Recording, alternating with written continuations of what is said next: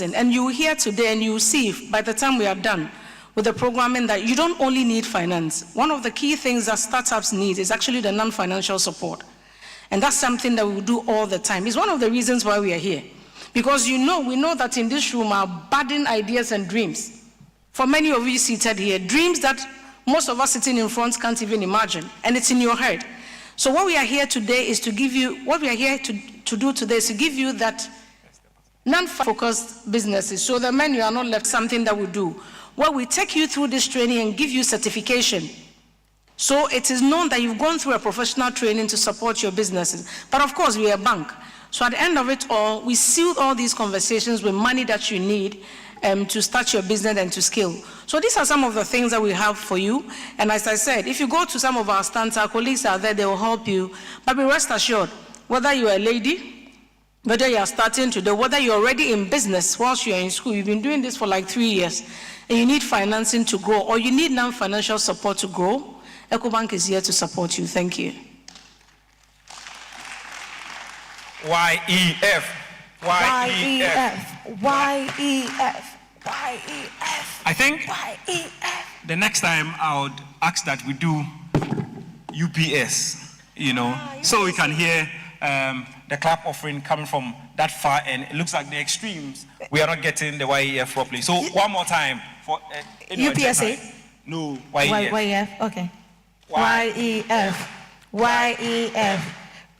I'm not seeing the smile on the face of the UPSAs tonight. Let's do UPSA for them. UPSA. UPSA. You're not clapping to that too? Oh. UPSA. UPSA. One more time. Juliet. Great. So we move straight to the first session, which is Time with Max. But before the discussion, he will give us like a brief remark, and we'll dive into the conversation. I'll just read a brief introduction profile of him. He is a legal trained finance and strategy executive and CEO of Maxwell Investment Group, a Ghana free zone company and exporter. He is an instructor and mentor at School of Entrepreneurship in Italy and a director at the African School of Entrepreneurship in Ghana.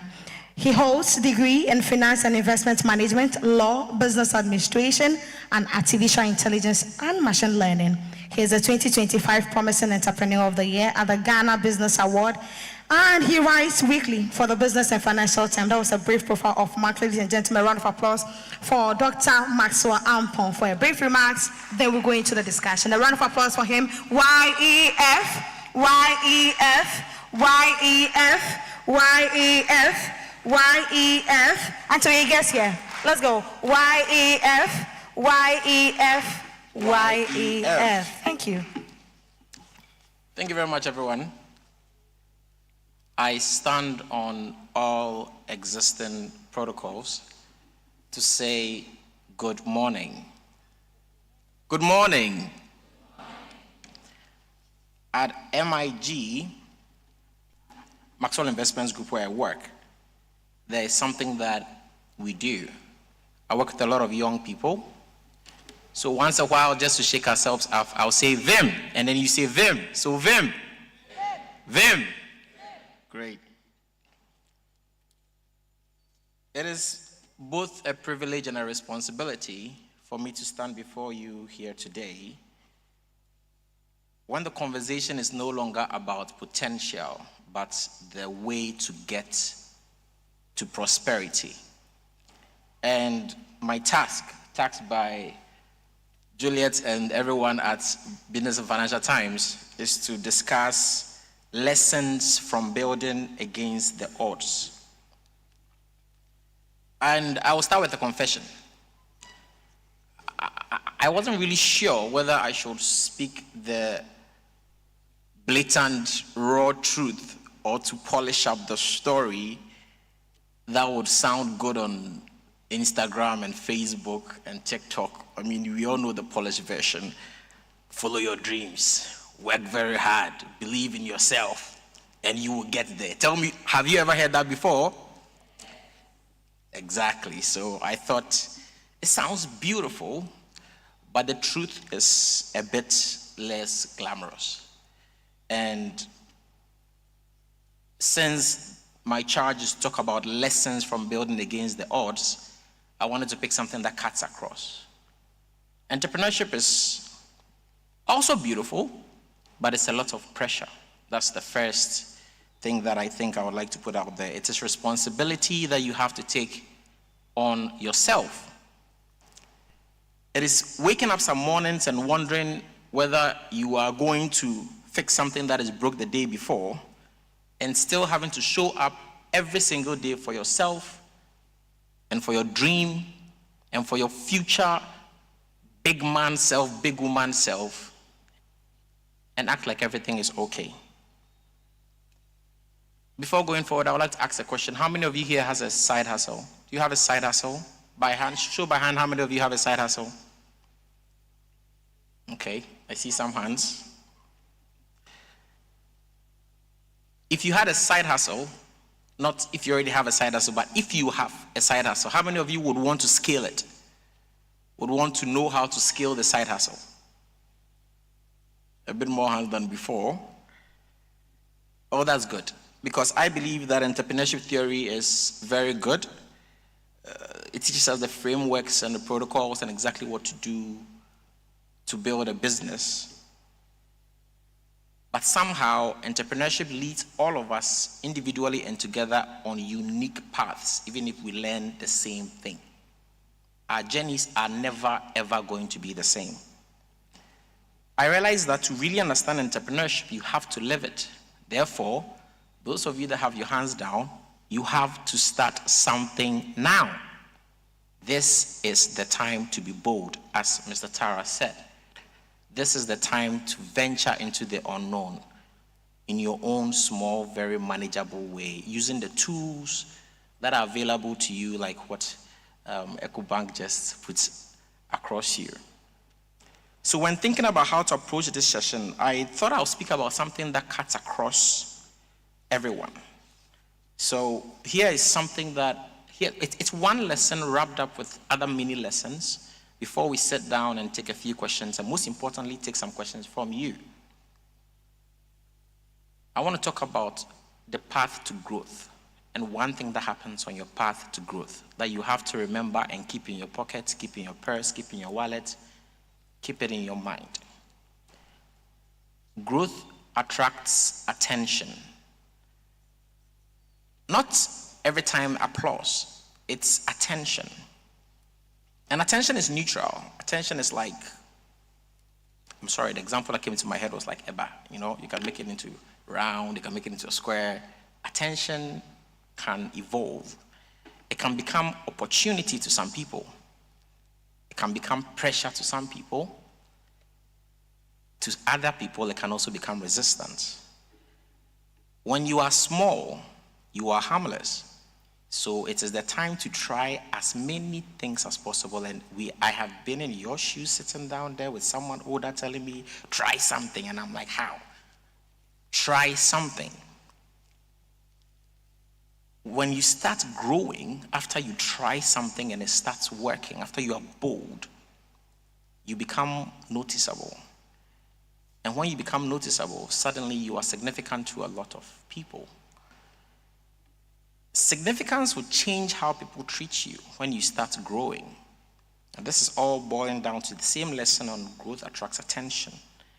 So some people automatically will start watching you because you have attention. I mean, the student president, the class prefect, is always noticeable because they are the ones that are speaking to you. The SU president is speaking to you.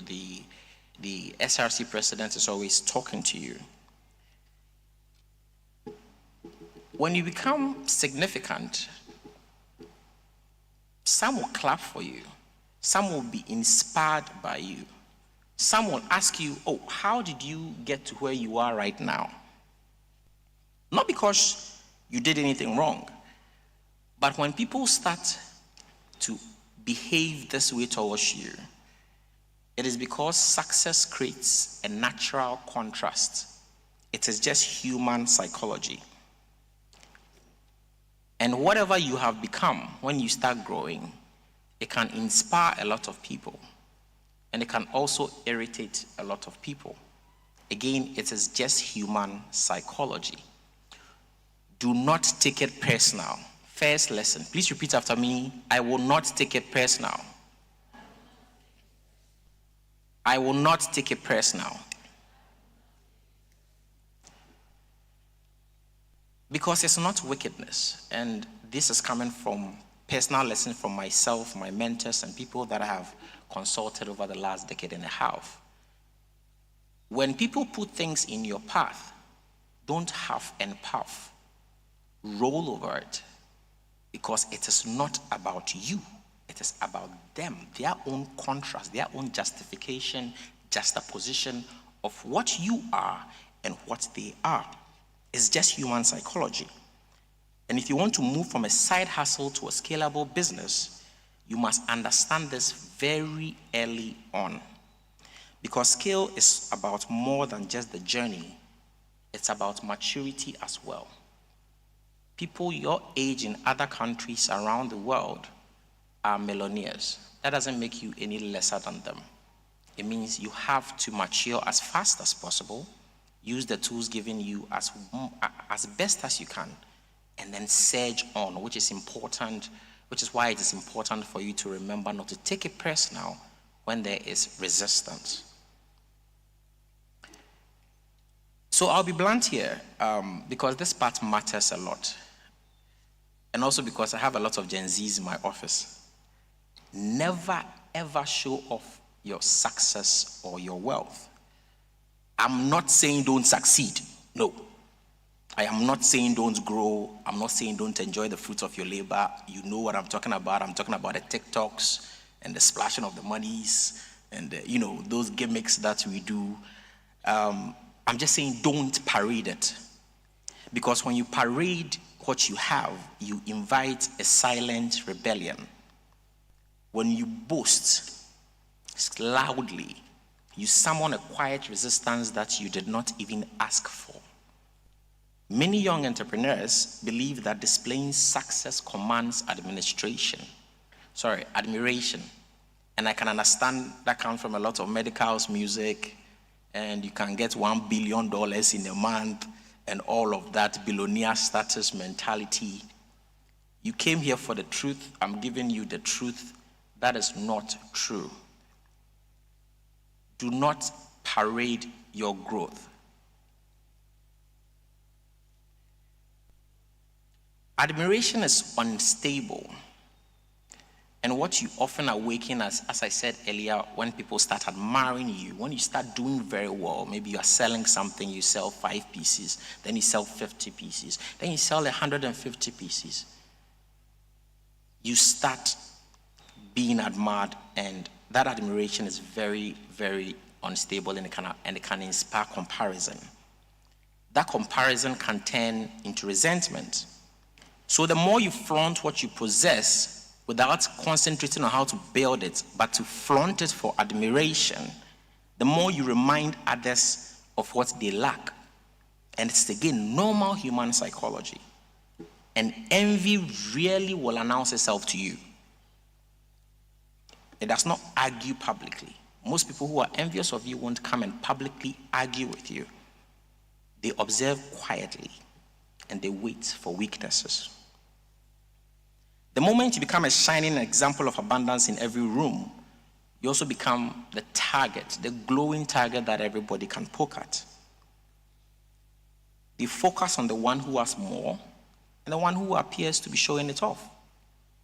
So concentrate on your books, concentrate on your hustle, concentrate on your work, concentrate on the value that you want to increase steadily over a specific amount of time. It is not out of this world to say, I want to earn 1 million or 1 billion. What it is not plausible, advisable to say is that I want $1 billion by tomorrow. So you can give yourself time, but do not parade your growth, because the most important person in this room to you, should be you, not other people that you want to impress. When people perceive you as arrogant, it is most often the beginning of your decline. And I'm not saying when you are arrogant, I say it when you are perceived as arrogance. I'm saying that as well because I see a lot of my Gen Zs differently on Gen Zs in my office, Maxwell Investment Group, differently on TikTok and social media, and differently in the office. They are nice people, good people. But then on social media, you start seeing something that is totally different. And I don't know if they think it's going to vanish from the eyes of their future employers or people are just going to forget it. We won't. It is there forever. The more you concentrate on how you are and how you present yourself, the better the chances you have at succeeding, at achieving everything that you want in life.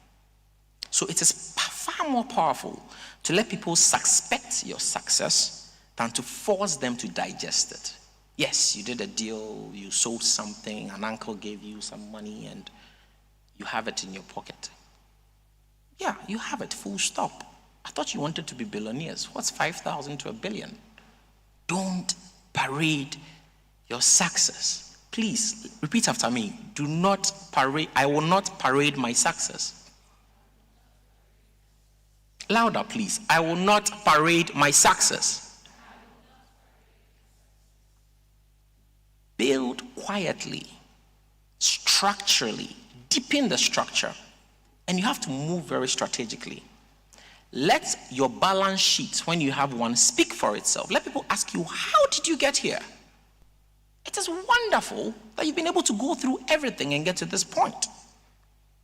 Let your discipline speak louder than your lifestyle, because this is how you scale without creating unnecessary barriers and resistance for yourself. So growth must be matched with composure. Build first, announce later. Because sometimes you don't even have to announce at all. Because when you build one thing, it is the stepping stone to the next thing that you build. And wisdom lies in knowing when to announce, when not to announce, which is why mentorship is very, very important. So choose which one you want. Because success that is disciplined survives, but success that is displayed competes. You invite unnecessary competition. What do you want? Do you want to survive, or do you want unnecessary competition and haters? Again, I'm aware that hip hop and hip life has made it very glamorous to to have haters. I can assure you, in real life, and yet it is not nice to have a lot of enemies and to say, I know people don't like me, but you should endeavor to have your product, your business, yourself have a very good reputation. So let's talk about scaling properly. Your side hustle, should you start one or have one, will survive on bare effort. It's the story of every entrepreneur. But a scalable business survives on systems. Systems that you can find through, luckily for us, we live in an era. I felt very old recently when I was talking to my team and I mentioned there was a time we weren't allowed to use a calculator in the exam room. They're like, how? Yes, now you have a lot of technology and a lot of tools in front of you. I mean, EcoBank just put some tools that are available to you now that I'm sure if it was available in the 90s, a lot of people would have just scaled easily to 31 countries and sell to 31 countries when a lot of people had to go there physically through bus to do business. I mean, the world is at your feet now. If your business collapses when you switch off your phone for 2 days, please, it is not a business. It is a hassle. That is why you need systems that will be able to run that business when you are not available. So scale begins when processes replace improvisation. It happens when structures you put in place replaces your mood and data replaces your guesswork. Another uncomfortable truth is that in order for you to grow, you must outgrow yourself. How many of you have been told before that you've changed, though? When you start doing something good for yourself, see, way more hands now. Yes, you must outgrow yourself. You want to grow, you want to be something better. Something better is different from what you are now. Accept it, embrace it. Be less reactive, less emotional, more strategic, more patient. because entrepreneurship will test your relationships, it will test your ego, it will test your ability to stay calm when you are misunderstood. Like when you were told that you are different, oh, you used to be nice, now you are no longer picking our calls, you are no longer coming out with us to do things. It tests your emotional maturity. Remembering all of these will help you as you scale.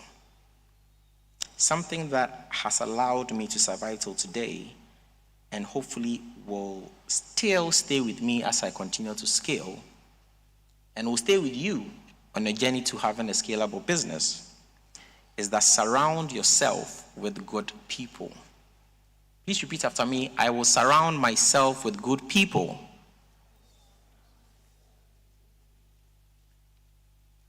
I'm not just saying competent people. Competency is important, but good is one of my secret weapons.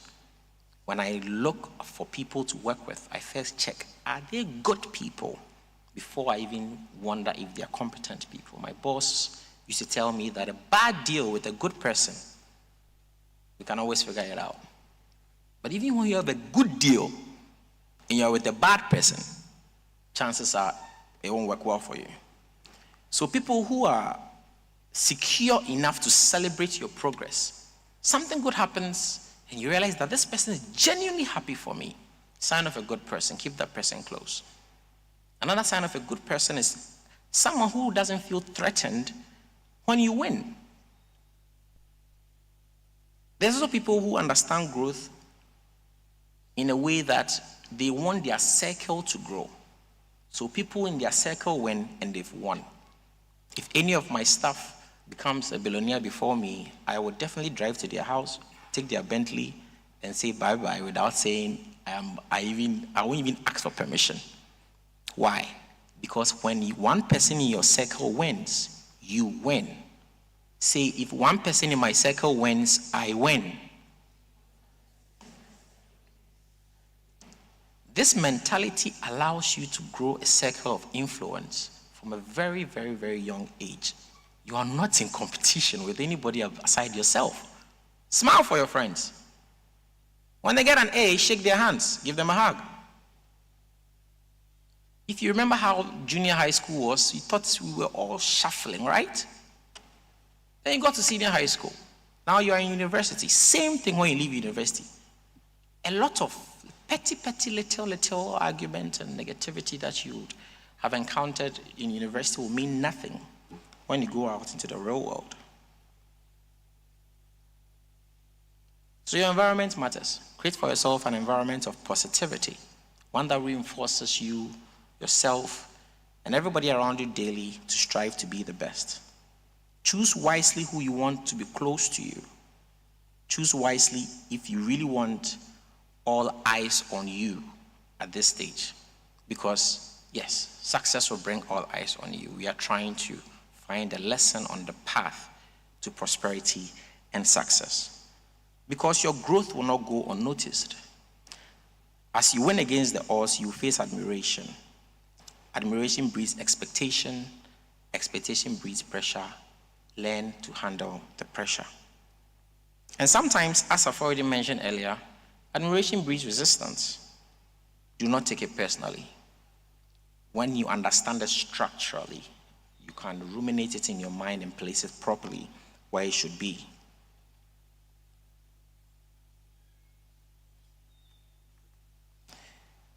You have to focus on building stronger systems and stronger partnerships, and also stronger discipline. So with everything that I've said, I think the session will take the form of, once I close, I'll sit down, take a few questions from Juliet, and then we take a few questions from you. I once posted this on LinkedIn, and I think it's very important that I say this here as well. So listen very carefully. Actually, repeat after me. Say, my success will not be an accident. It will be engineered. Luck may play a role, but structure will determine my longevity. Basically, all I'm saying is, I can assure you that It's crossed everybody's mind growing up. One day I'm going to walk and bump into a bag full of dollars. Well, the probability of that happening is 0.0000000000001%. Your success will be entirely up to you. It will never be an accident. And yes, every entrepreneur understands that luck plays a huge role in their success. But the structures you put in place is important. And what do I mean by structure? Yesterday, I had a conversation with a young man who sells shirts at Kantamanto. And I was asking a few questions, simple questions that you think should be answered, but I don't blame him because he has not been thinking structurally. He's been thinking hand to mouth, and that is not how you scale. Even if you're doing hand to mouth, still put in structures. How much am I spending today? How much did I get today from my sales? What do I want to do within the next 1 week, 1 month? What have I been spending continuously that I can scale back on? What do I think is the best stage for my business within the next 6 months, within the next 1 year? You need to have all these answers ready. That is how you have systems, so that's how you build systems. So you have to ask yourself, do I have systems?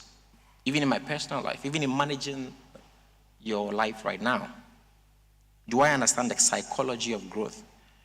Part of which I have just outlined in this conversation. Is my circle strong enough to protect my growth? Something bad happens right now, do I have 3, 4 people that I can go to that I know will have my back? If you don't, start now, because the time is running. Because looking successful is not the same as scaling. Again, your TikTok shouldn't look like a millionaire whilst your actual life looks impetuous. It doesn't work. So concentrate on yourself, be the most important person to yourself. And stability is what allows you to grow without losing yourself in the process. That is how you consume the entire wheel of entrepreneurship, because entrepreneurship is huge, it's a huge endeavor. It is a wheel. And the way to consume it is one bite at a time. How do you consume the wheel of entrepreneurship? That is true stability. Thank you so much for your attention. I'm honored to be here. Wow. That was so packed and so insightful. Max, whilst you take a sit and rest for us, we have our landlord in the house. So, ladies and gentlemen, with a round of applause, we invite the Vice Chancellor of UPSA, Professor John Kweku Mensah Mawuto, to give us a remark, and then we head straight to the discussions. Oh, let's do UPSA for him. UPSA, UPSA, UPSA, and YEF. YEF. Thank you very much. Thank you. Thank you. Good morning, everyone. Our special host, the MD of EcoBank, the hardworking organizers of this program. This morning, I thank you so much for what you are doing for the Ghanaian youth. Indeed, I should have been here to have welcomed you earlier before the program starts, but I equally have some other programs and other meetings early in the morning. This program is so dear to my heart that I didn't see how I would have missed out on this. So please forgive me for coming very late. Indeed, it is an honor for me to welcome you to the Youth Economic Forum 2026. If what you are getting today, if you had gotten it some years back, I think would have been several years ahead of ourselves. A day like this opens you up. You listen to people, you listen to very great minds, you listen to people who does that you have just begun. And intentionally, we are trying to ensure that we collaborate with Corporate Ghana to empower you. Empowerment is not the ready-baked, aspirations, but you work through the corridors of hard work, corridors of dedication, corridors of commitment, corridors of positive ethical values to get to the top. And I'm very happy that the partnership with Corporate Ghana is making this possible for our students. And on Monday, I hosted an equally very, very important program for our students. And I did mention to them that as a university, we have identified our gaps. And the gaps are that day in, day out, we are becoming so, let me use the word, I don't want to mince words, corrupt. So we need some ethical values. We need to change the ways and manner we think about what we want to get in life. And in that regard, as a university, we tried our possible best to introduce some mandatory courses, like fundamentals of ethics, as well as introduction to entrepreneurship. Very, very important. So currently, what we have as part of our curricula is that once you enter the corridors of this university, we introduce you to entrepreneurship. The world belongs to entrepreneurs. It's not about establishing a business, but you must cultivate an entrepreneurial mindset. And that's the only way you can survive in our contemporary world. And that is what our collaborators are giving us. Please, let's put our hands together for our collaborators. Let's put our hands together. Yeah, they've done very well. All right, so in a nice way, sir, we need this program. You paid for the venue, and we brought our students for you to train them. God bless you.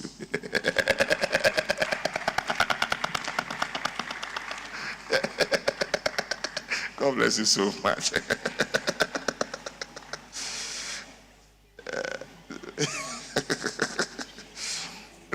This is the mindset of an entrepreneur, because this university was established on the principles of entrepreneurship. Okay, so look at the fast way. They need a venue. I also need the expertise. I rented it out to them. But for information, the students here, this seminar is compulsory for them. It's a pathway to the assessment in Introduction to Entrepreneurship. So those of you here, I'm expecting a number more than this. Tell your colleagues on your platform that they are supposed to be here, else their A is reducing. Yes, and I'm happy to tell you that this is a unique course in a way that we don't have any formal examination. It's just a 1 credit hour. You are supposed to do 6 seminars for the year, and you start with A. As and when you violate the principles, then you'll be diminishing. And it's a must-pass course. If you don't pass it, you can't graduate. Yes. We want to free them of any mandatory obligation. We want to look at another way to train than examination. So we are very happy to have you here. I don't intend spending too much time, but we live in a country where data has proved and revealed that about 90% of our businesses in Ghana contribute 60% to our GDP, especially, and around 80% of total employment. And this shows how vital entrepreneurship is for economic growth and youth employment. Indeed, we all know that many youth-owned ventures struggle, just as resource person mentioned earlier. You struggle from the onset, but you have to transition from ideas to longevity. Very, very important. You generate the idea, you come out with good ideas, you translate it into products, and the next issue is about what? Sustainability, longevity. And the only fraction that survive beyond their early years due to limited access to capital, mentorship, and formal support structures. When these people have it, they're able to transition. That is why you need mentorship. Often than not, some of you think you need capital. You don't need capital to start. You don't have it, but you have to generate the idea. When you sell the idea, capital is available to meet good ideas. That's why the EcoBank is here. Are you okay? There's money they are looking for, ideas. These are the things that we want to cultivate, the mindset we want to cultivate. Let me tell you, there are great guys out there who are doing very well. Doing very, very well. Ghanaians, youthful. Now these days we are having millionaires around the age of 23, 24, 25. And you can make it as well, but you need to generate good ideas and expand your horizon when it comes to making it and then meeting your aspiration. We also see the youths driving innovation in several areas like logistics, clean energy, AI, and financial inclusion from startups, and then helping small business manage commerce tasks to platforms. And today, people are doing business on their phones. You don't need a shop. During my days, when I was like you need a shop to do business. But now you don't need a shop to do business. So the capital requirement has reduced today. Let me tell you that as your Vice Chancellor, I'll always remind you to look for opportunities in every corner. It's very, very important. So my distinguished students, and ladies and gentlemen, some invited guests who are in our midst, please let me just remind you that some few days ago, the president was momentarily mocked online by a Zambian citizen for wearing a smock. We all know the smock, right? Yeah, the iconic hand-woven dress from the northern part of Ghana. You see? Some of you have heard it, some of you have contributed to it, but I can tell you, this is another business opportunity. I came to tell you something this morning. And this is free advice before I leave. We all know that the image went viral. It's not true. But rather, the diminishing image it brings to our heritage was amplified. They didn't know. Something is happening. Something has happened. Suddenly, every Ghanaian, or most Ghanaians, began to see the fugu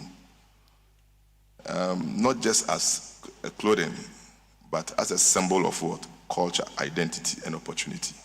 So what did we see? On our various social media handles, Ghanaians started wearing fugu. It's not true? Mm-hmm. All right. Now, just a few days later, the Ministry of Tourism, Culture and Creative Arts has also proposed a bold visionary idea. That is a business opportunity. Now we hear the Wednesday Fugu. It's not true? Huh? The Wednesday Fugu Day, which means that there's a directive that every working class in Ghana will have to wear fugu on Wednesdays. So even yesterday, I have to wear fugu to set a very good example. Some may see it as a directive. I see it as a business opportunity. But let me give you some alarming figures. This is not a mere symbolism, but it's a plan with tangible and measurable outcomes. Now let me share with you some numbers, and it will baffle your mind. If you don't do it, others will do it.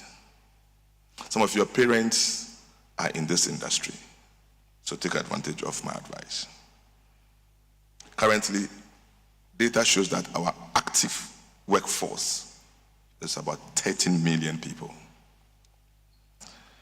And if we even have 50%, 50 to 90% adopting this, each person will require at least a minimum of 2 fugu dresses per year. Let's even assume an average cost of 300 cedis. Now, this will translate to a market worth over 7 billion cedis annually. If you look at the figures, at only 300 cedis.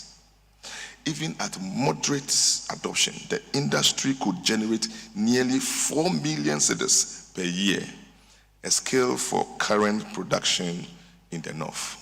And let me tell you something, I am a finance person. The figures are alarming. There are opportunities out there. It has happened before in this country. When the second president of the Fourth Republic declared the Friday Way, the struggling textile industry was revived to a certain extent. That is what gave ring to our kaftans today. Virtually every company in this country has a special Friday Way. Let me tell you this. The Wednesday Fugu economy, which I have labeled, has the potential to create over 800,000 jobs. We have run the figures if it is adopted. And data is telling us that it is going to spark a new industry, ready-to-wear Fugu brands, textile mechanization, to export focused cultural fashion houses and fashion tourism experiences. Look, it will strengthen the Ghanaian city if it is realized. This is a new industry. Some of you may say that I'm a student, and for that matter, I'm not in a working class. But you can find yourself in the opportunities I have serialized here. Some of you are talented in designing. Play your role in design. Some of you are talented in shipping it down from the north. Play your role.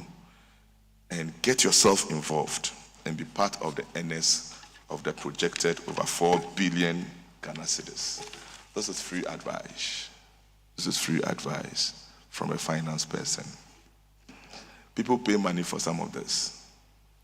But if you like, do nothing.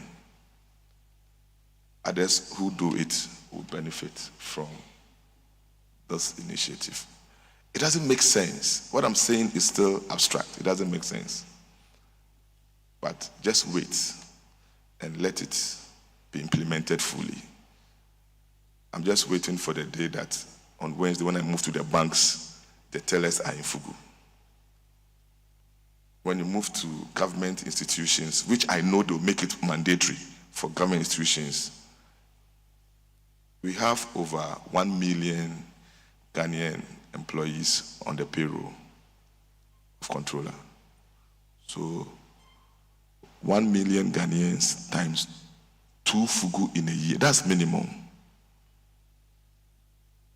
So 4 million demand is already, it's ready for you. The private sector will come in. Why am I sharing this? But I know there are business minds here. My joy is that the Youth Economic Forum 2026 on UPSA campus open an opportunity to the people who came. And may this be the spark that transforms our ideas into opportunities and aspirations to impact and make this country what we want. Thank you for your audience. Thank you for your audience. Thank you very much, VC. And VC will let you take a group picture with the dignitaries. Dignitaries, please join VC for a group picture before he takes his leave. And ladies and gentlemen, while they are taking the group picture, a quick reminder that whilst you're thinking about that business and scaling it up, EcoBank is here and they can help you with a capital, they can help you secure your money, and they can help you accelerate it, While they're taking the group picture, you can also take a selfie, post this on social, and tag BNFT, hashtag it, UPSA4. Hashtag it YAF, I was going to say UPSA, YAF 2026, and tag us at bnftonline.com and also tag us on all our socials.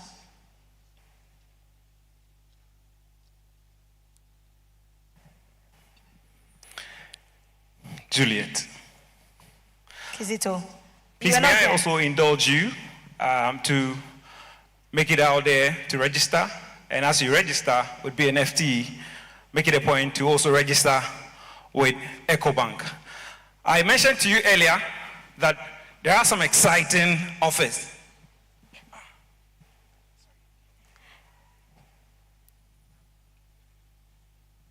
So what Kizito was saying is that EcoBank has some exciting offers. They have a desk outside, and so you can make your way out and create an account with them, and also ask for some financial advices.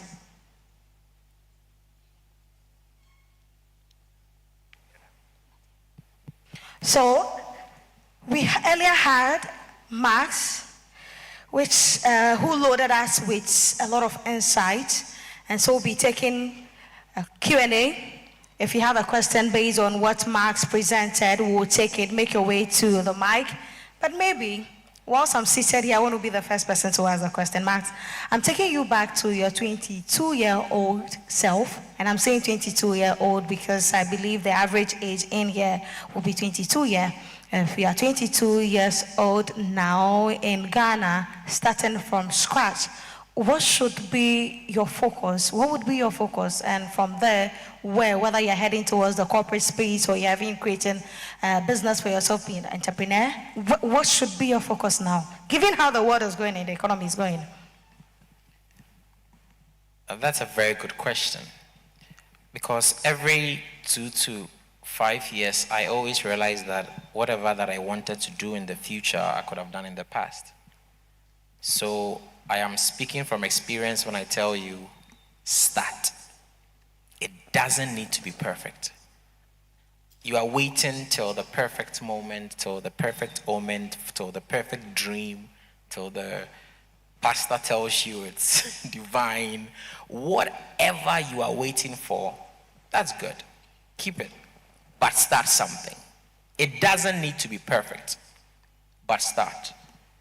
Innovation is messy.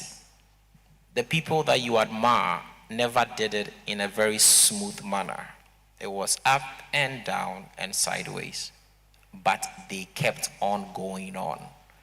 So persistence is key when you are young, because now the risks might seem huge. Wait until the next 10, 20 years. You would understand how huge the risk is then. So regardless of what you are doing or what you want to do, even if you have nothing to do, find something and start. You want to sell pens to your friends because you realize that they all use pens. Start and see how it goes. Whatever it is, the time to start is now, or the second best time, or the time to start was yesterday or last year, but the best time to start is now. I hope that's clear. Okay. That's clear. The best time to start is now. Max, you were the 2025 Promising Entrepreneur of the Year, and we have a lot of entrepreneurs here in our midst. And so I would like you to tell us what was the turning point that moved your journey from hustle to a structured business.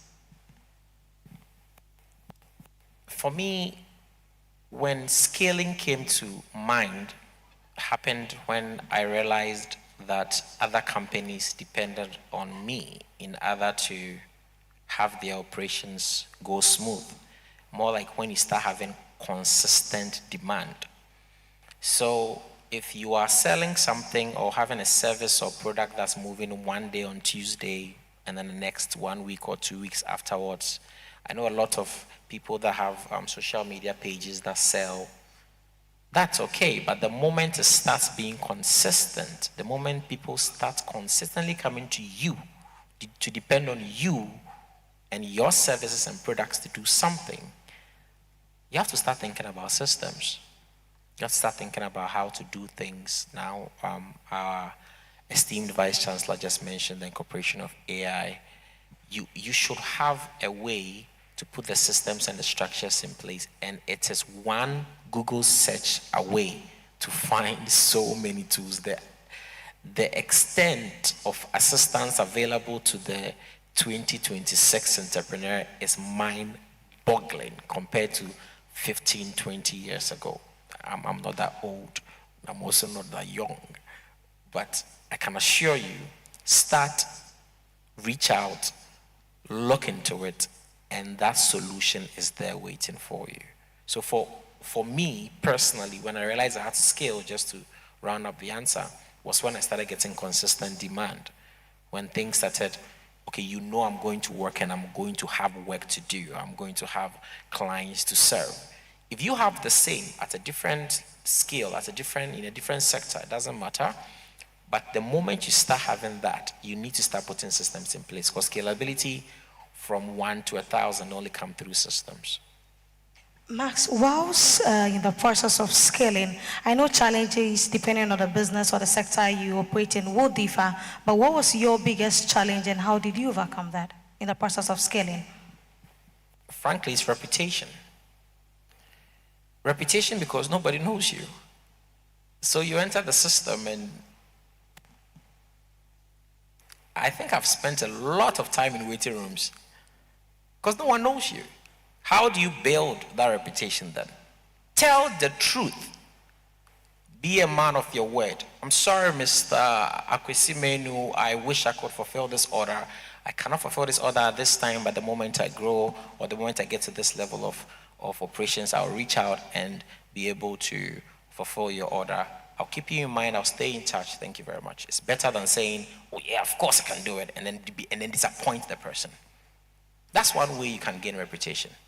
The other way is also through consistency. Once you are doing the job and you're doing the work consistently, people start recognizing you as the go-to person for the work. So there is the business sector, especially in Ghana, it's very easy to spoil your name. So you have to respect your reputation. So in reputation, you are thinking about your personal reputation as a human being and also the reputation of your institution. One way to protect the reputation of your institution, keep good records. It takes time to do that. It takes time to even get to the stage where you even have to keep audited financials or to be able to work at the bank at that level. But imagine a bank telling you, and you heard it here, a bank told you, EcoBank just told you that no matter how small, how big you are, come to us. We will give you the tools, we'll give you access to 31 markets, and we'll assist you in any way that you can. Your relationship manager at EcoBank is stronger than you think. Engage, they will give you the answers.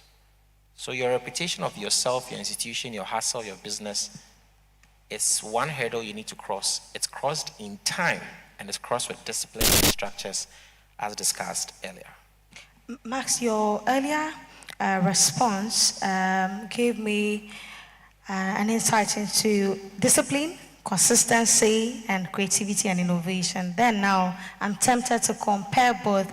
So then, how important is discipline and consistency compared to creativity and innovation in building a sustainable business?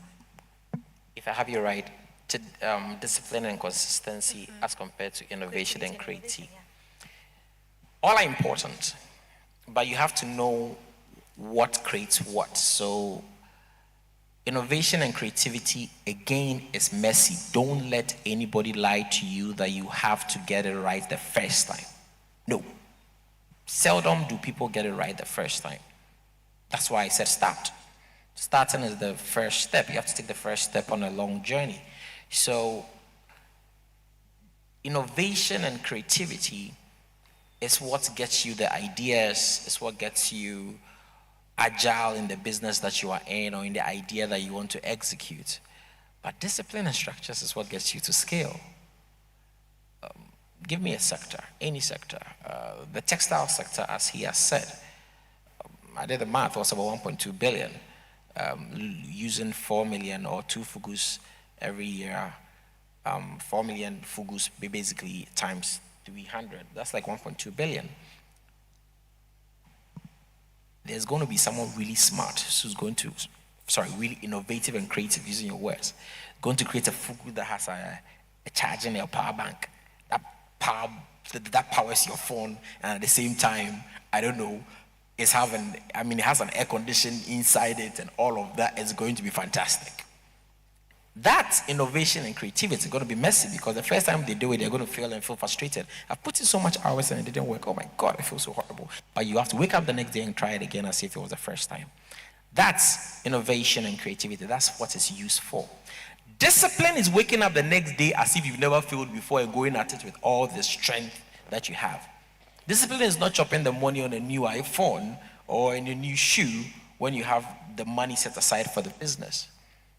Structures is what makes you sell 1 million pieces or have a chunk of that huge market, have like 300 million of that market within a short amount of time, because you have the structures to scale.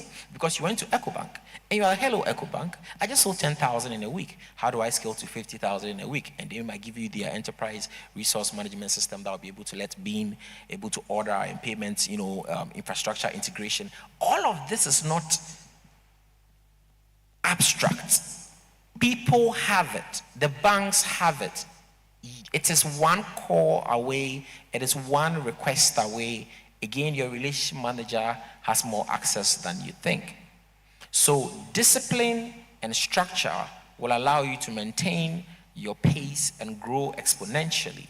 But innovation and creativity, understand, is messy and accept it. Just like I said earlier on, maturity is one of the lessons you need to learn on your path to growth. When you understand that it is not going to be a nice experience, it is not going to be a one-time make it experience with respect to creativity and innovation, then you can do it with the Vim.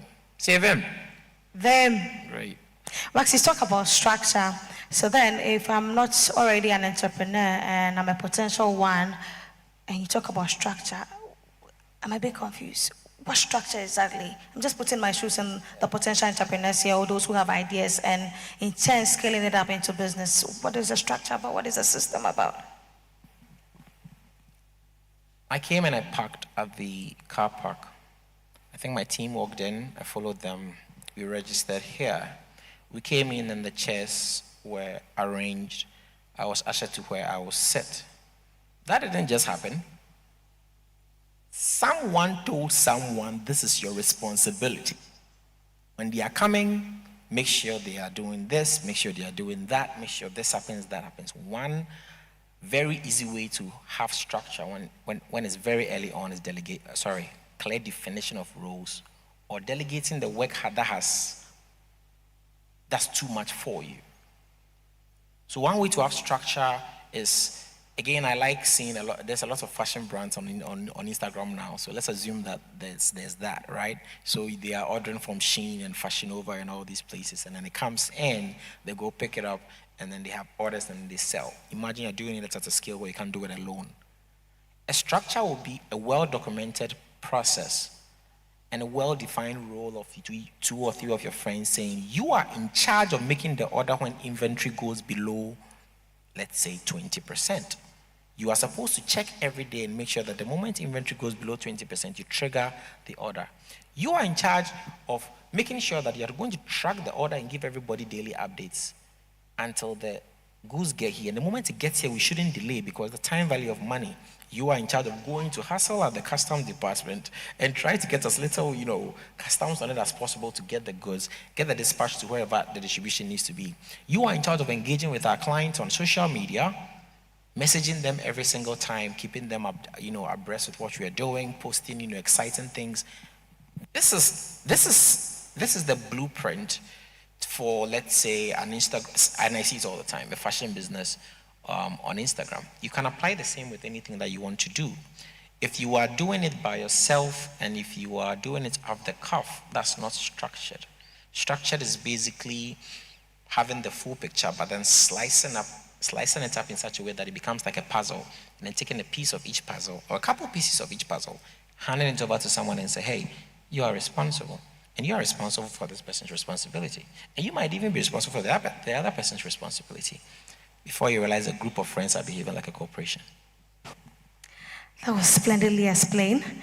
Ladies and gentlemen, if you leave me to it, I'll ask all my questions, but I'm not selfish, so I'm giving you the opportunity to ask your questions as well. Who has a question for Max? Wow. Kindly make your way to the mic there, and we'll take it one after the other. So there's a mic on our left, on the row there, and there's a mic here as well. Right, who gets to the mic first? Ask the first question. Yes, please. So let's hear your name, your institution, and then your question. Good afternoon. It's not on. Okay. Good afternoon, everyone. My name is Anita Makredu from UPSA. So about not parading our success. So I've been a digital marketer over a year now, and then I started with faceless marketing, and which means I wasn't showing my face, neither my earnings. So later last year, I decided to put my earnings out there, and then that post actually gave me over 500,000 views, and then that post fetched me so much, sorry, so much money, right? In less than a month, I made so much money. So with what you were saying, that we shouldn't parade progress, I'm saying with mine, when I was with the faceless marketing, I wasn't posting none of that. I wasn't posting my earnings. And then the sales were not that much until I actually put it out there, because I believe the clients, the acceleration, the customers are all on the internet, right? So when I did this, that post actually made me so much money. So I'm asking if it's always not good to put it out there, or sometimes you can put your earnings out there, not too much.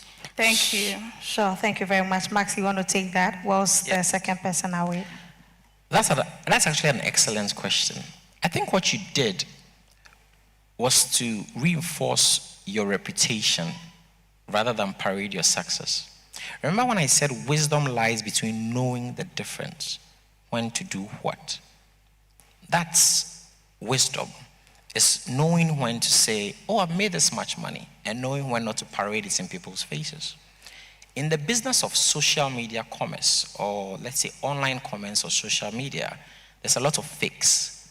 So what you did, I believe, and if you did it the way that you are saying you did it, you were able to show people that I have actual transactions that I have closed, which is different from, look at me, I am rich, and I am fantastic, and I am the best person, I am better than you. You know what I mean?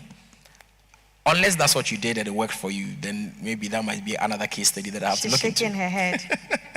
But I believe what you did is the other side of the wisdom, is the other side of the coin here that I called wisdom, which is you weren't parading your wealth. No, you were confirming to doubters, which there are a lot of scammers on the internet.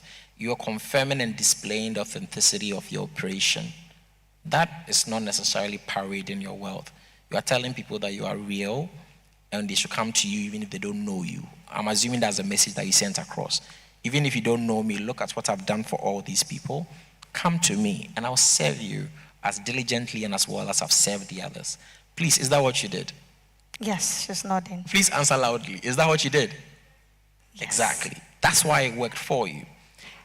Do not forget the lessons here, though. It still brought you eyes. So you still have to remain diligent, concentrate on yourself. And if you would agree, your inbox would be flooded with messages, positive and negative. Do not take any of that personally. You are the most important person to yourself in that business. Concentrate on you. Do not haggle, do not throw words with people on the internet. People will try to get, a reaction out of you when you start moving up and up and up.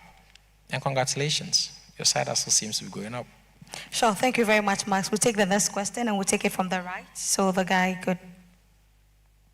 Opportunity. My name is Karim. Listening to the accent of Dr. Maxwell, it really spiked certain questions in me. My first question is, how can someone stay authentic and not lose themselves while chasing success? Again, do you believe environment influences success more than personal effort? Thank you. Right.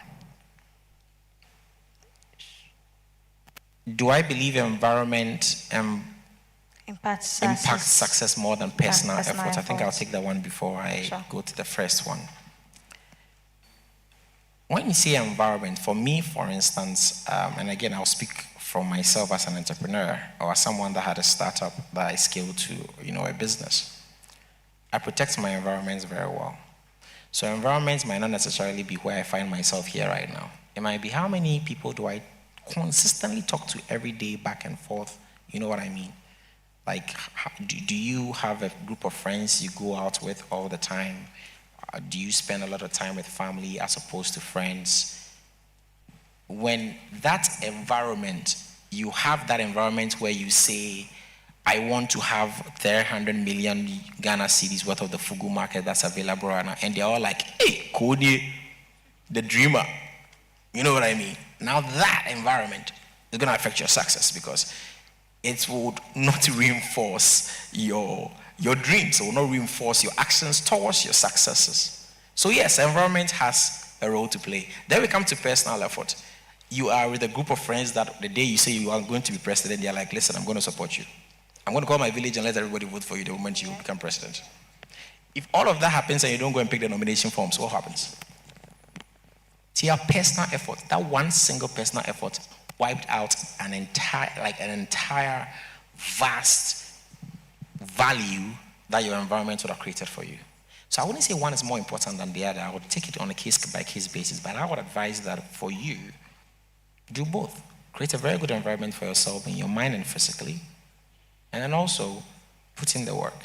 Because sometimes when opportunity comes and you are not ready, that's when it walks away from you. So be ready and surround yourself with good people as well.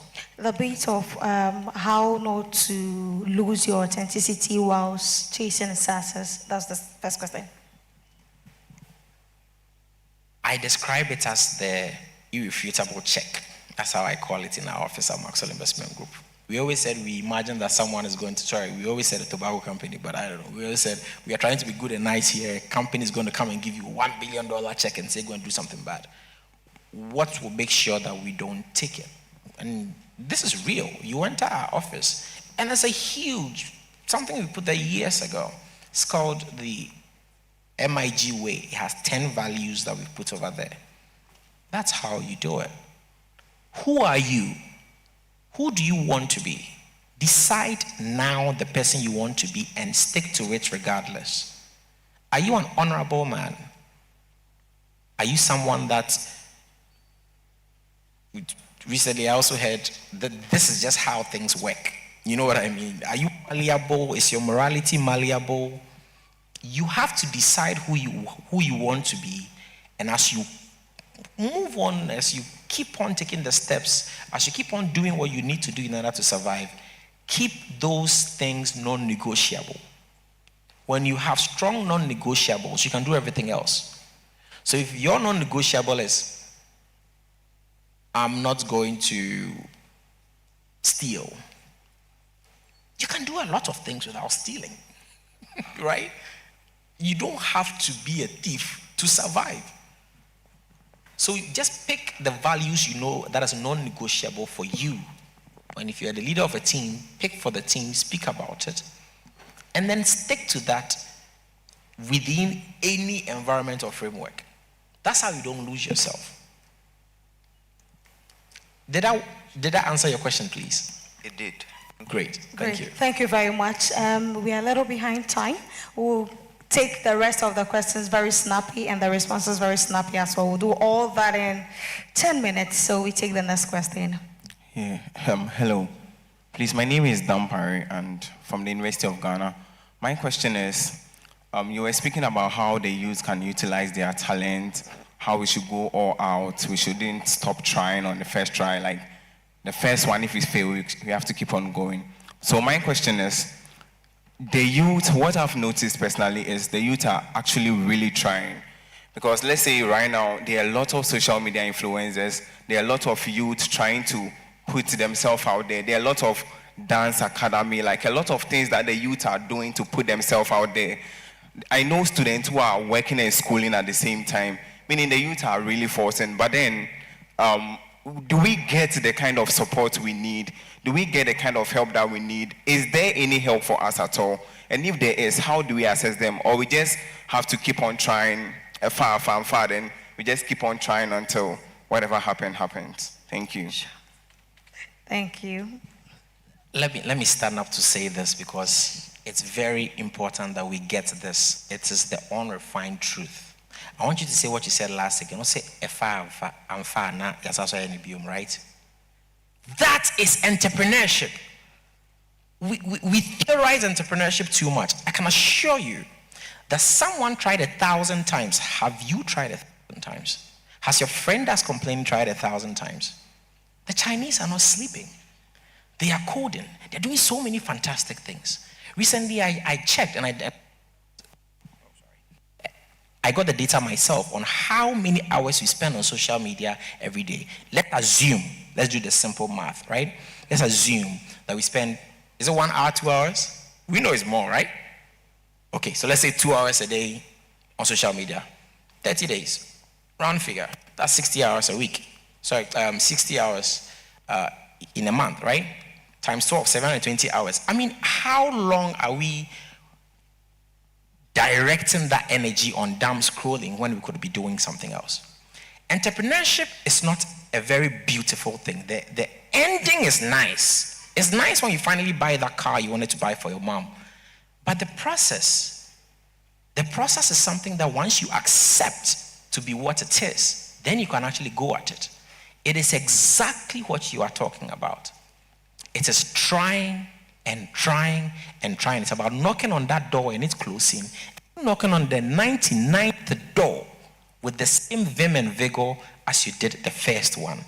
Because the moment you start slowing down, you reduce the chances of you actually succeeding. That's entrepreneurship. It might not sound glamorous. It's how every single entrepreneur has made it. Yes, there are some people who had doors open for them. I understand. There are some people that were born into money. I understand. I believe you are talking for like the vast amount of Ghanaians that are frustrated because they keep trying and trying and they're looking for support out there. Well, number one, there has been support that has been literally laid in front of you today.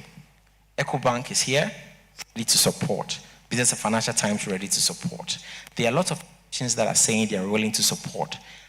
I get your frustration. The support might not necessarily be what you expected it to be, but the you factor is what makes you you. You are the biggest determinant. Your success will not be an accident. Your success will not be because one relationship manager spoke to you and suddenly you became a millionaire. It will be because how hard did you outwork the people of your age looking for the same thing on the other side of the world? How hard did you outwork them? How long did you stay up learning more than all of your friends to understand the concept?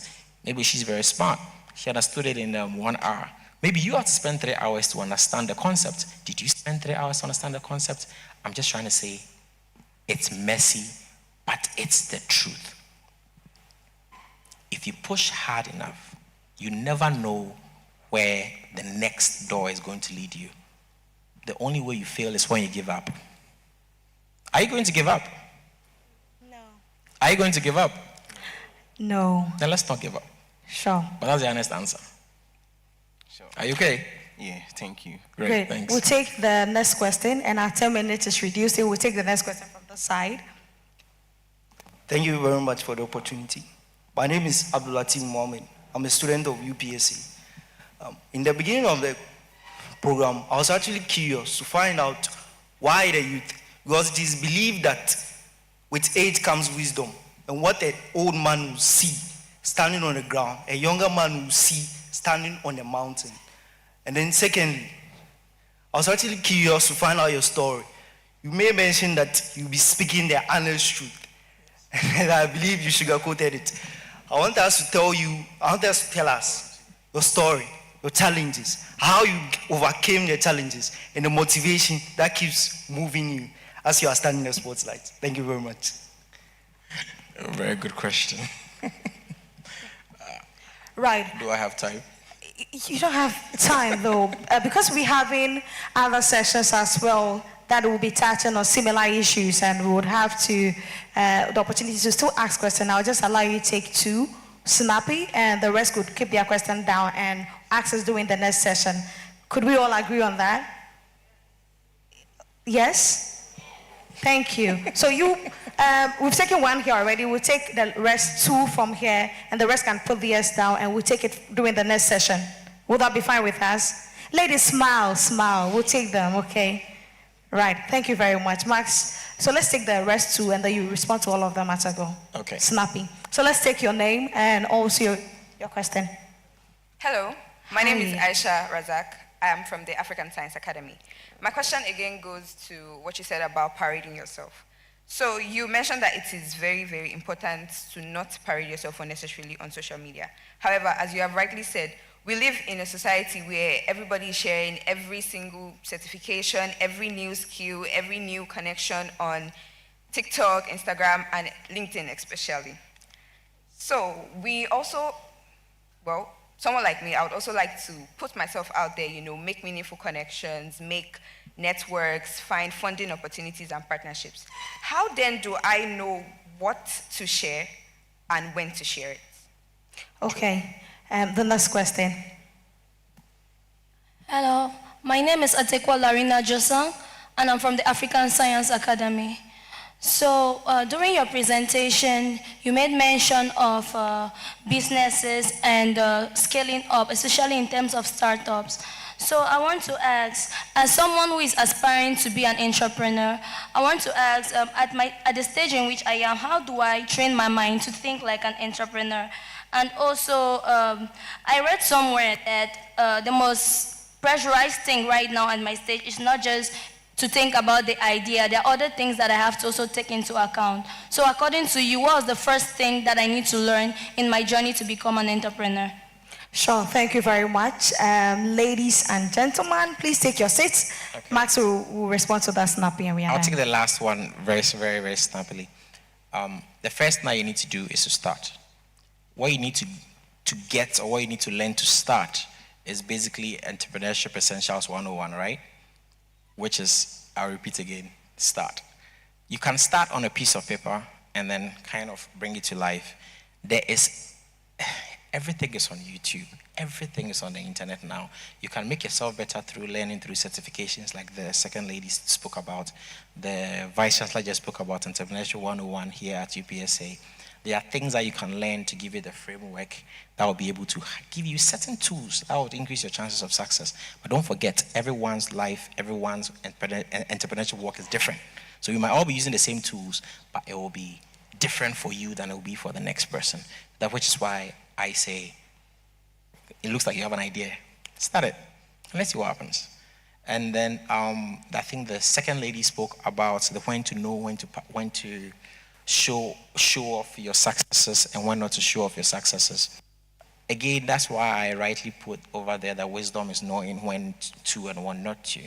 In your own unique path, you will know if you are showing off or if you are being proud of yourself. Why I chose this topic is because I am continuously seeing things on social media and I'm asking that, are these people aware that when you're going for US visa, they look at your social media? Oh wait, did you know? Oh, you didn't know? They actually look at your social media.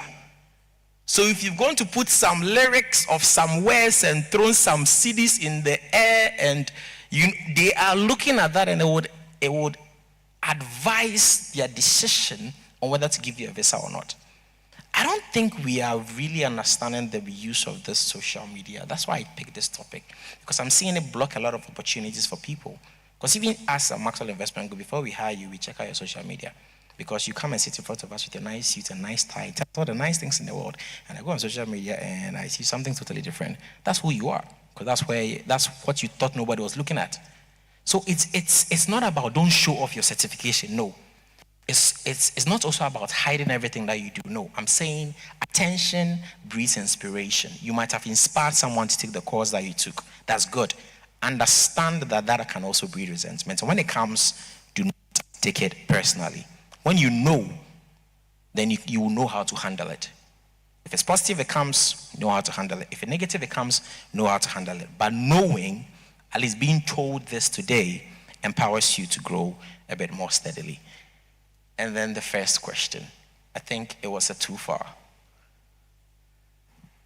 If you could just take that briefly, I left my note. It was about my personal experience. Yes. And then I think the first one was... Okay, let me refer to my notes. Is he around to rehash it for us? The question? Yeah, here's that. Thank you very much. Come to the rescue. Briefly.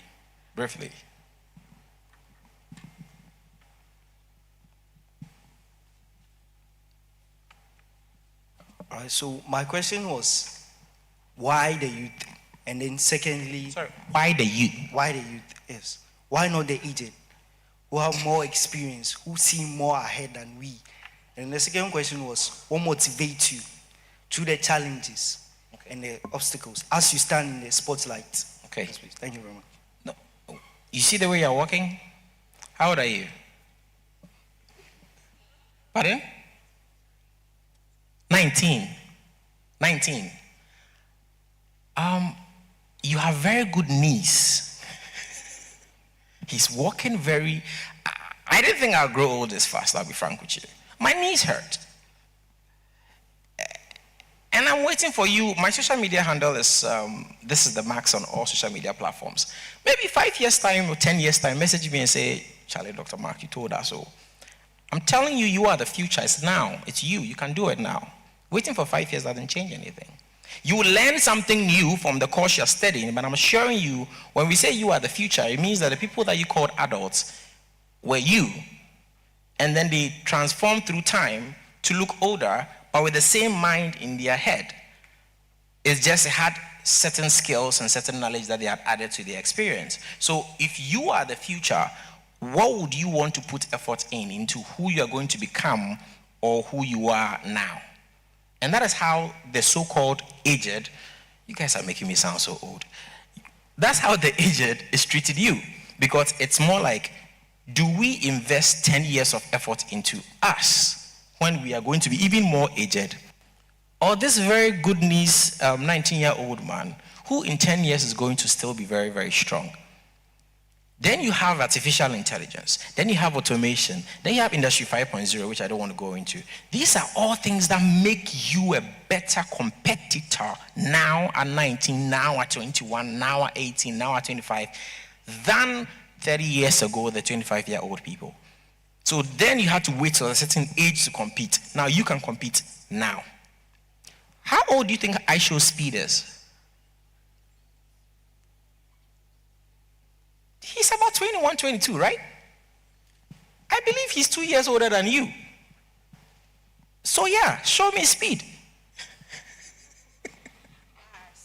and then on my personal experience and my convictions, I'll be frank with you, it came from a place of understanding where I find myself, which is the fact that I'm an African man with black skin, living in Africa, living in Ghana, and my competitors are in California, and they are in the United Arab Emirates, and they're in England. And what can I do to give myself a competitive edge?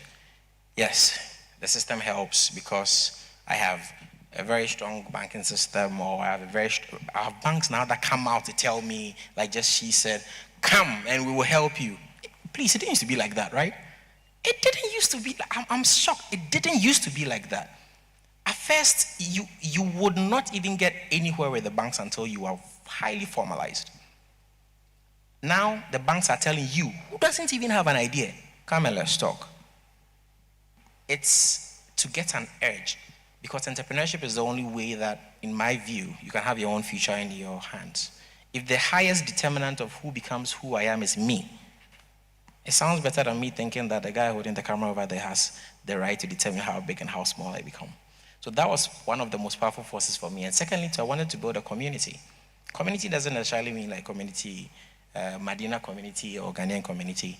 You need to create, because I started Maxwell Investment Group with my friends. That's why I keep saying, if you have a partner in your company, you know, we finished Achimota School, and we started something that we did exactly what I described earlier on. We cut the piece of the picture, we give responsibilities to each other, we keep checking up on each other, and we built a community. That community later on, we formalized it to form Maxwell Investments Group. And that was my motivation. Do you want to succeed? Yeah. Do you want to succeed?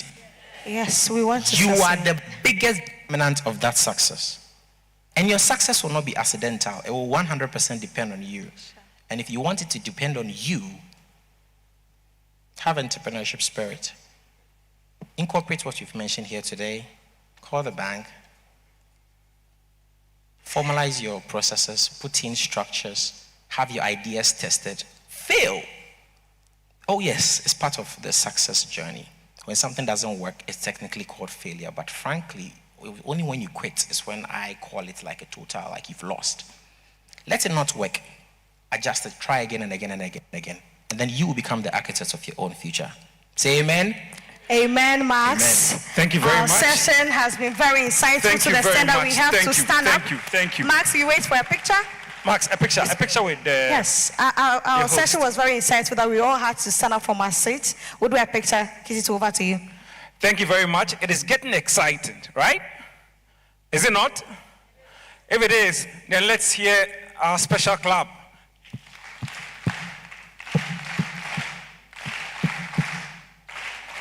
One more time. I can't see from the UPSA side.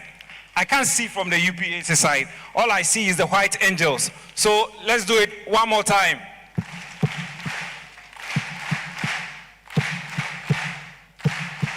Thank you very much. Thank you. Thank you so very much for this wonderful opportunity.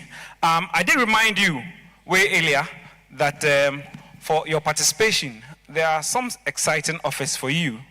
Now, one of the exciting offers for participants of the Youth Economic Forum, BNFT is inviting you to enjoy 1 month of free access to BNFT digital newspaper. You know we are in a digital era, and we no longer have to be parading papers around.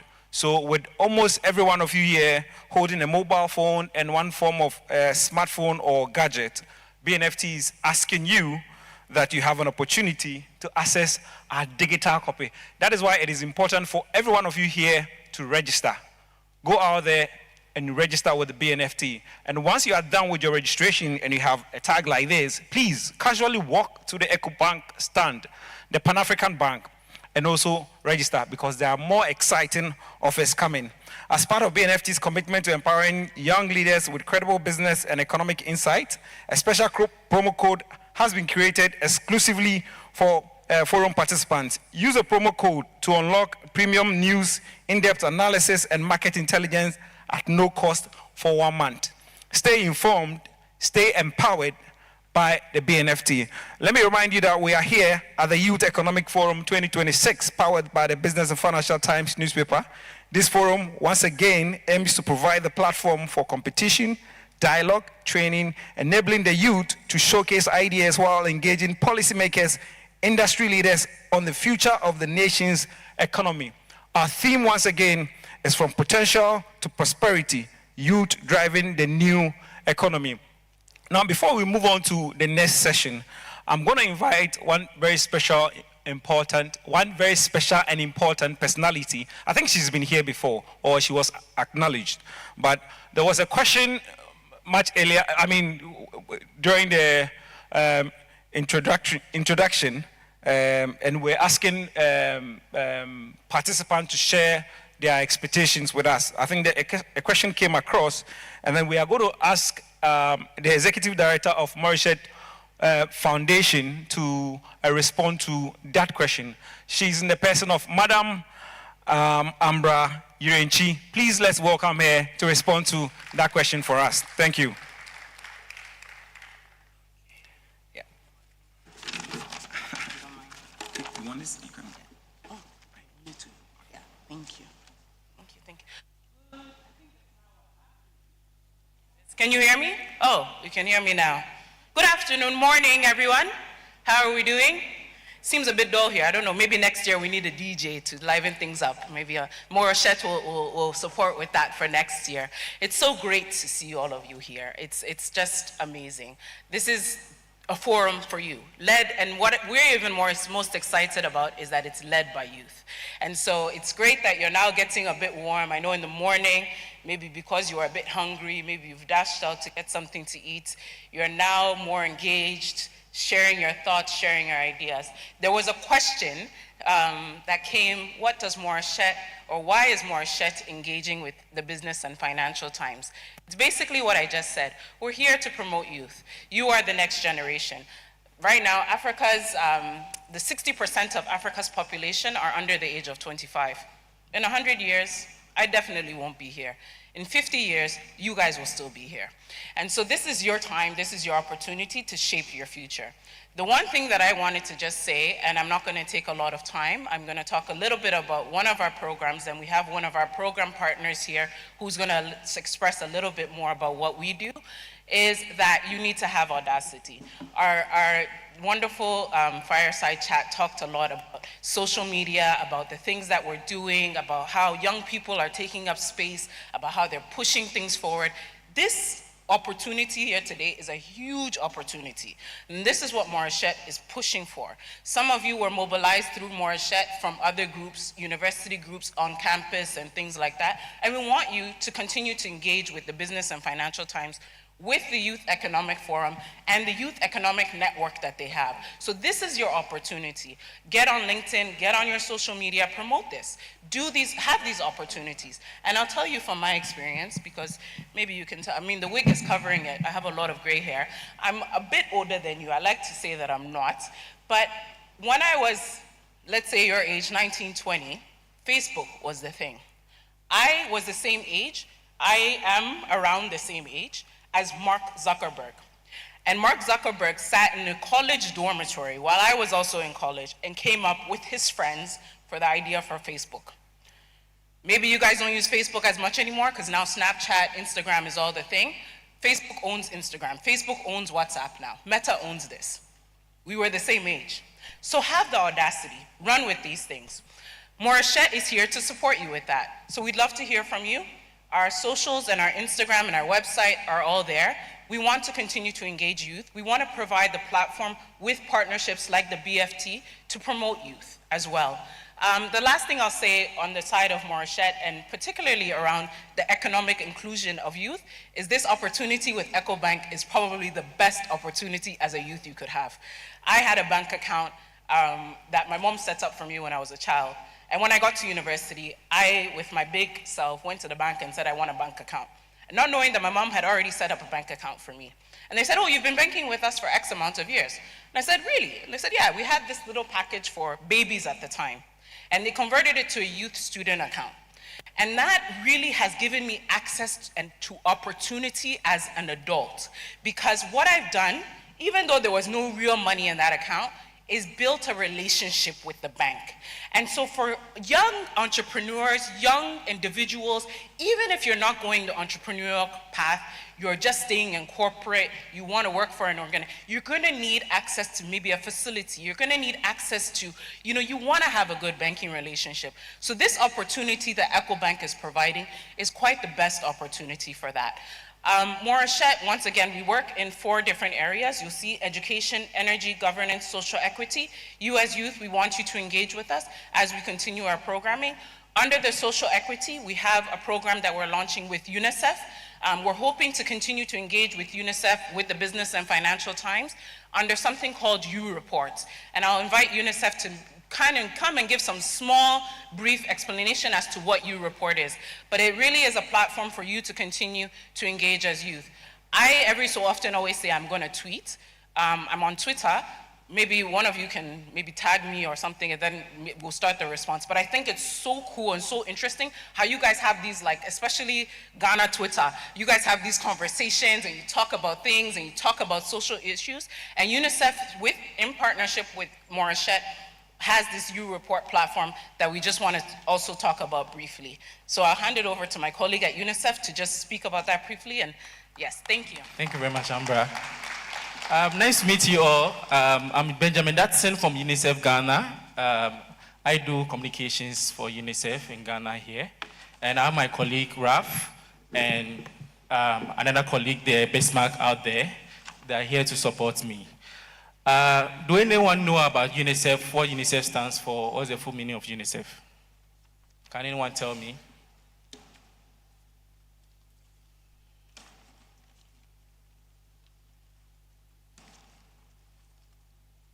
I've seen some people put out their phones, they want to check. Okay. Hello, my name is Vicky. UNICEF stands for United Nations International Children Emergency Fund. That's good. Thank you.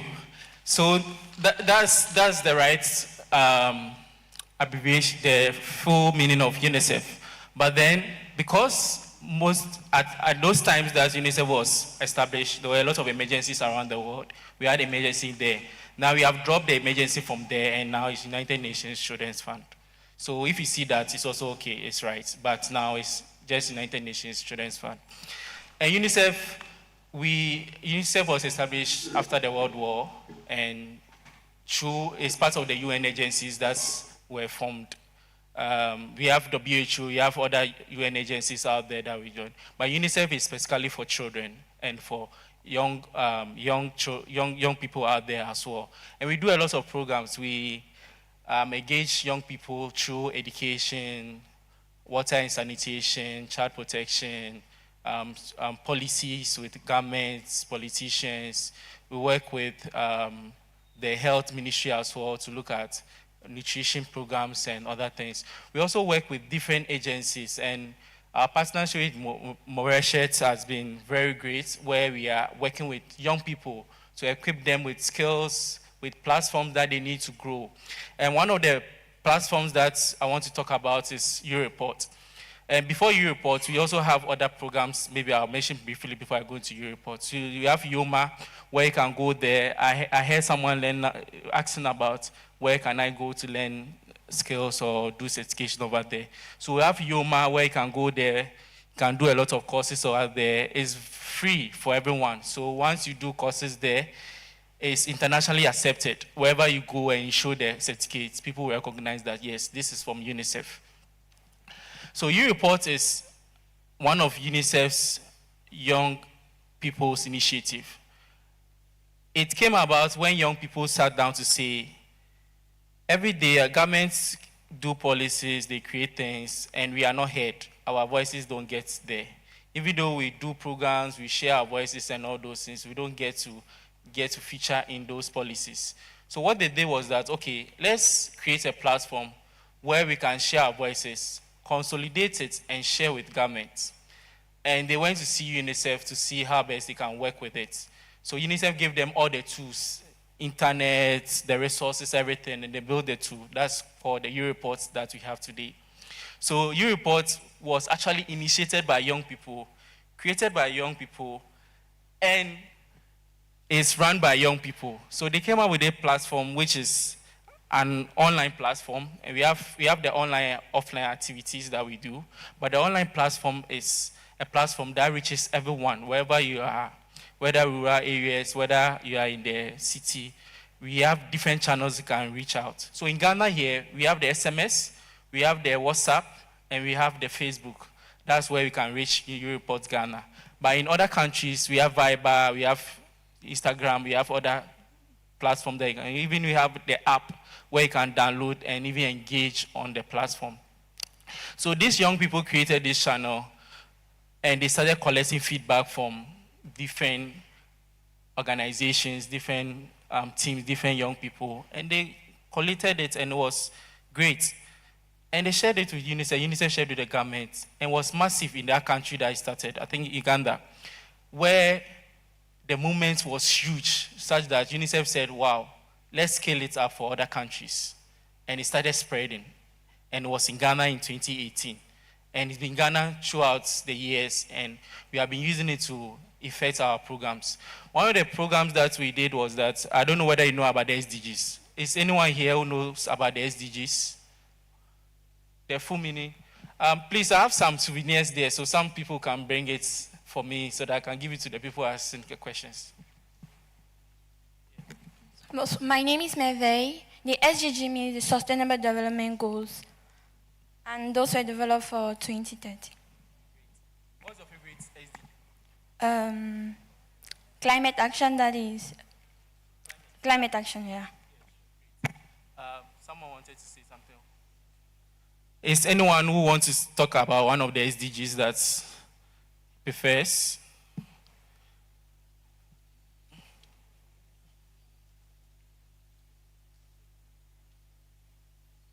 Reduction of poverty. Great. Thank you. So there are a lot of them. I think there are 17 goals that you can read about it. And the whole nations under UN. I know UN is an independent body where a lot of nations have signed treaty to be part of it. And we are all working towards a particular goal, that's 2030 agenda, where there's reduction in poverty, there's quality in education, there are zero hunger. There are a lot of goals that you can read more about it. And Ghana was asked to do a presentation last year at the UN General Assembly. And we needed young people's voice there. So the Planning Commission came to us to say that we want to do this, but then how do we reach young people? How do we get their voices? So they reached out to UNICEF because we work with young people a lot. And we said, okay, we have a great tool called the U Report. Whatever questions you want to ask the young people, give it to us. We'll just put it on the platform and broadcast it to the young people. And we did, and young people responded. And we were able to get some results from it. And those results were collated and added to the document. It was presented in UN. That's how young people's voices can translate into being heard and also getting to the right people, policymakers, and reaching out to the world. So your voice that you have shared now is reaching to world leaders somewhere. And it was done through your report. At this point, thank you very much for the session. Yes. We are far behind time. I would entreat everyone of us here that, I mean, it is for you that we have all these resourceful persons here. If you want to interact with them, you can note your questions down, some of the things you want to approach them down. So, I mean, when we go on break, for instance, you can approach them and talk to them. I'm just signaling so that briefly, as he wraps up, we move to the next session. Okay, thank you very much. Thank you. So, that said, so we have the platform called the U Report where you can join. You can send join to our short code 1755 to join the platform. We also organize offline activity initiatives that if you are interested, you can see me after the event because we have, but to all networks, you can write join, go to a SMS, you type join and send it to 1755 to all networks and you can complete the registration. The registration helps us to know the category of people that we are dealing with, age brackets, where you are located, like not area, but Greater Accra, Western region, Eastern region, Northern region. We're able to tell where you're coming from. Then also other things. So please complete the registration and let us know. And if you are here and need any questions, you can reach out to me and I'll answer you. And thank you very much for this opportunity. Thank you very much. Thank you very much. Please, may I remind every one of us here that we'll be going, after the next session, there'll be a refreshment break, and then you'll be refreshed, duly refreshed. So please, stick to your seats. Let's go through with the next session, and once we are done, we go for a refreshment break. Also, there's an exhibition stand out there. Let me remind you, when we go for the refreshment break, you can take a stroll through the exhibition stand and see what you can get for yourself. Thank you very much. At this point in time, we're going to have our first master class, as we mentioned to you. And our master class is going to focus on what makes your product or service sell. Simple marketing skills for small businesses. And this important segment is going to be hosted by Dr. Linda Na, who is a lecturer and coordinator here at the UPSA. Please, a round of applause for Dr. Linda as she comes to take us through the masterclass. Thank you very much.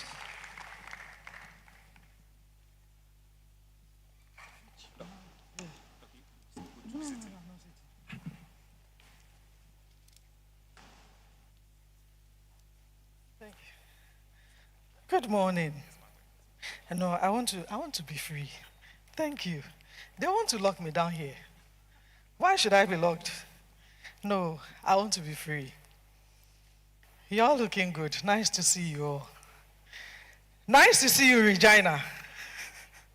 And Walasi. Yes, Walasi was my classmate from those days we used to call it sixth form, all the way through university. And Regina, I worked for her way back when she was in Unilever. Good to see you. Earlier on, I saw my sweetheart, Oboda Square, Thyra, was here. Students of UPSA and everybody here present, I acknowledge you all. I will talk briefly about what makes your product or your service sell. And I will share very simple tips we can use. And my focus will be on turning your prospects into what? Paying customers. Can we move to the next slide, please? Whoever is controlling this, please follow me. Can we move to the next slide? Okay, jump this. I don't need the introduction. But the most important thing is to note the book there. It's a book I published 2 years ago. The title is Reflections, 50 Lessons at 50. It talks about lessons I have gained over the years from school, from work, from family, from parenting, and from career. I have 20 copies in the library. So as students, when you are free, please go and read. And as we go along, anybody who answers very good my questions, I have a few copies in my office. My office is on the first floor of Amati Towers. So when you come, I will autograph it and give it to you. So let's move on to the next slide. Good. Within the next 20 to 30 minutes, I will try and help us to identify how people buy and what they buy, how we can define our targets, very simple steps we can follow, and to attract customers and then to sell to them. Next slide, please. In fact, before we go to the next slide, let me ask, please go back, good. Any marketing students here? Nobody is reading marketing. See, I teach here, and I know that when I ask such a question, nobody will raise their hand because you don't want to be the one to answer the question and get it wrong. But at this stage, I do expect you to know it all. But when we talk about marketing, marketing is simply identifying what the market or customers needs and then creating that solution or the product to then sell or promote to them. And when you identify and you create, you must communicate. Like the saying goes, if you don't say I am, nobody will say thou art. So identify first, what is the gap? What are the challenges people are facing? What are they looking for? And then you create it. So sorry, we move to the next slide. And then you create the solution, you communicate the solution, and then you deliver it. So marketing basically answers the big question, how do you get your prospective customers into your room or into your store? Next slide, please. Then we talk about selling. Marketing is not selling. There's marketing and then there's selling.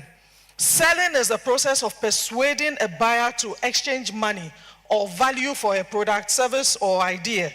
So when marketing first identifies the need, creates the solution, communicates the solution, and delivers the solution, then sales comes in and say, how can I get these people who now know that there's a solution that satisfies their needs? How do I get them to actually buy?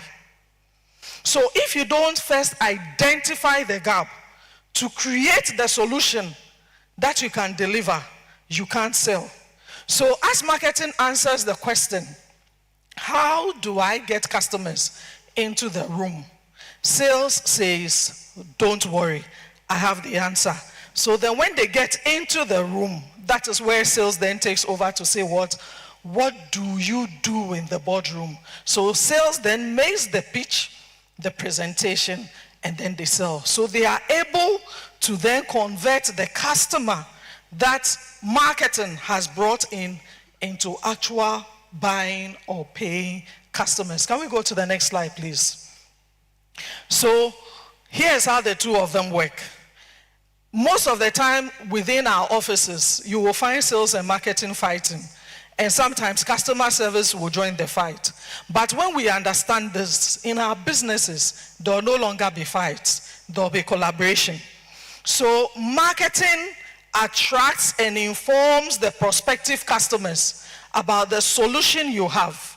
And then sales converts and builds relationship with these customers.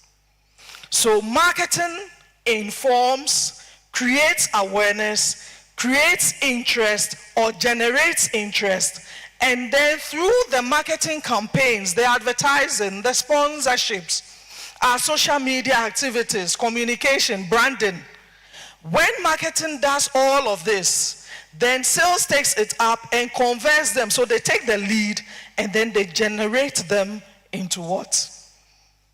Customers who then stay with you and continuously use or patronize your product. Next slide, please. So how does marketing and sales work? It is a continuous cycle. It is not a fight. It is, you scratch my back, I scratch your back. So, bekum gwari nefa, nefa gwari benkum. Marketing informs, creates the awareness, brings the people, sales then takes them up and then converts them into actual buying or paying customers. So that's how marketing and sales works, and that's the difference. They don't fight, they work together. And as sales goes out to sell, they gather feedback. So based on the feedback, marketing continuously revises its strategy, its plans, its campaigns. These are the fundamentals. Once we get this, can we move on to the next slide, please? Once we get this, then we would know and answer the question, how can I get people to buy my products and services? But before we answer that, there's a big question. Why do people buy? Why do you buy? Can anybody tell me? Yes, sir. To solve a need. Thank you. Anybody else? Why do you buy? Why do you buy a mobile phone? Why do you have a mobile phone? We all have mobile phones, right? Why do you buy credit, MTN credit? Sorry. To stay connected. You see, so the reason why people buy is not because of the beauty of the product, but to solve a problem. So the problem could be you want to save time. So if you want to save time, what do? You will not use asanka to grind the pepper, right?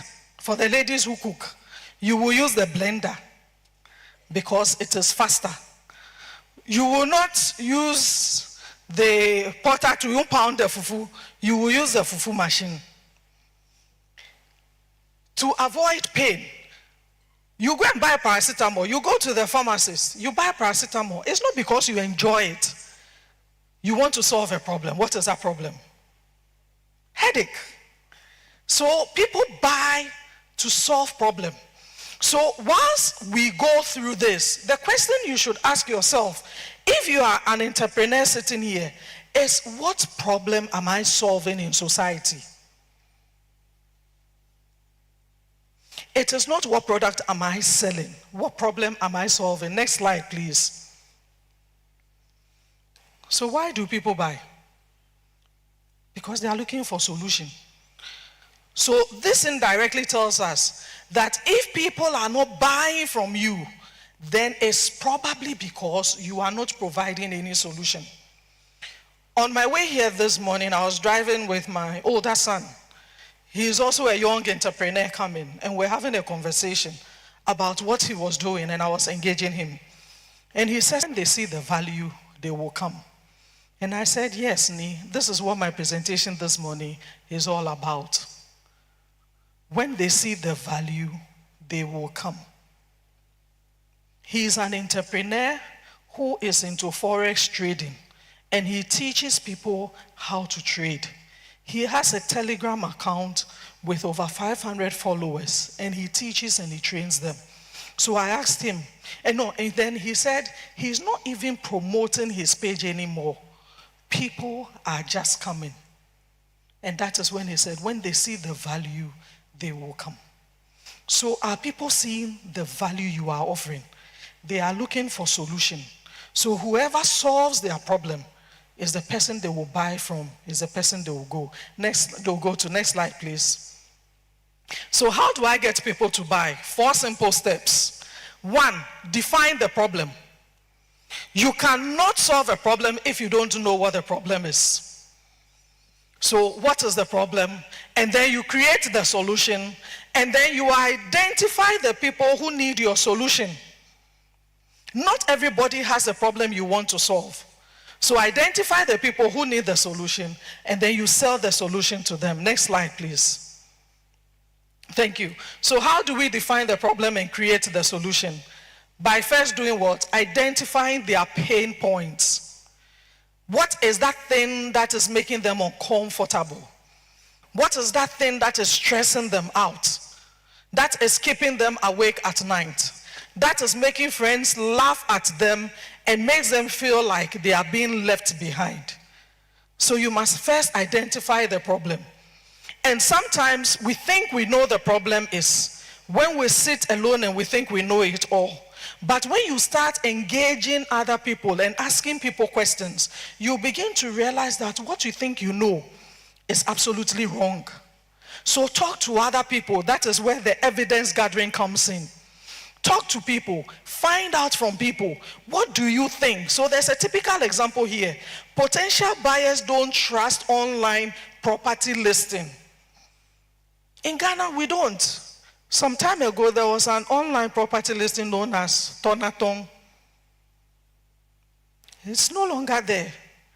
There are a lot of people who still struggle to buy things from online.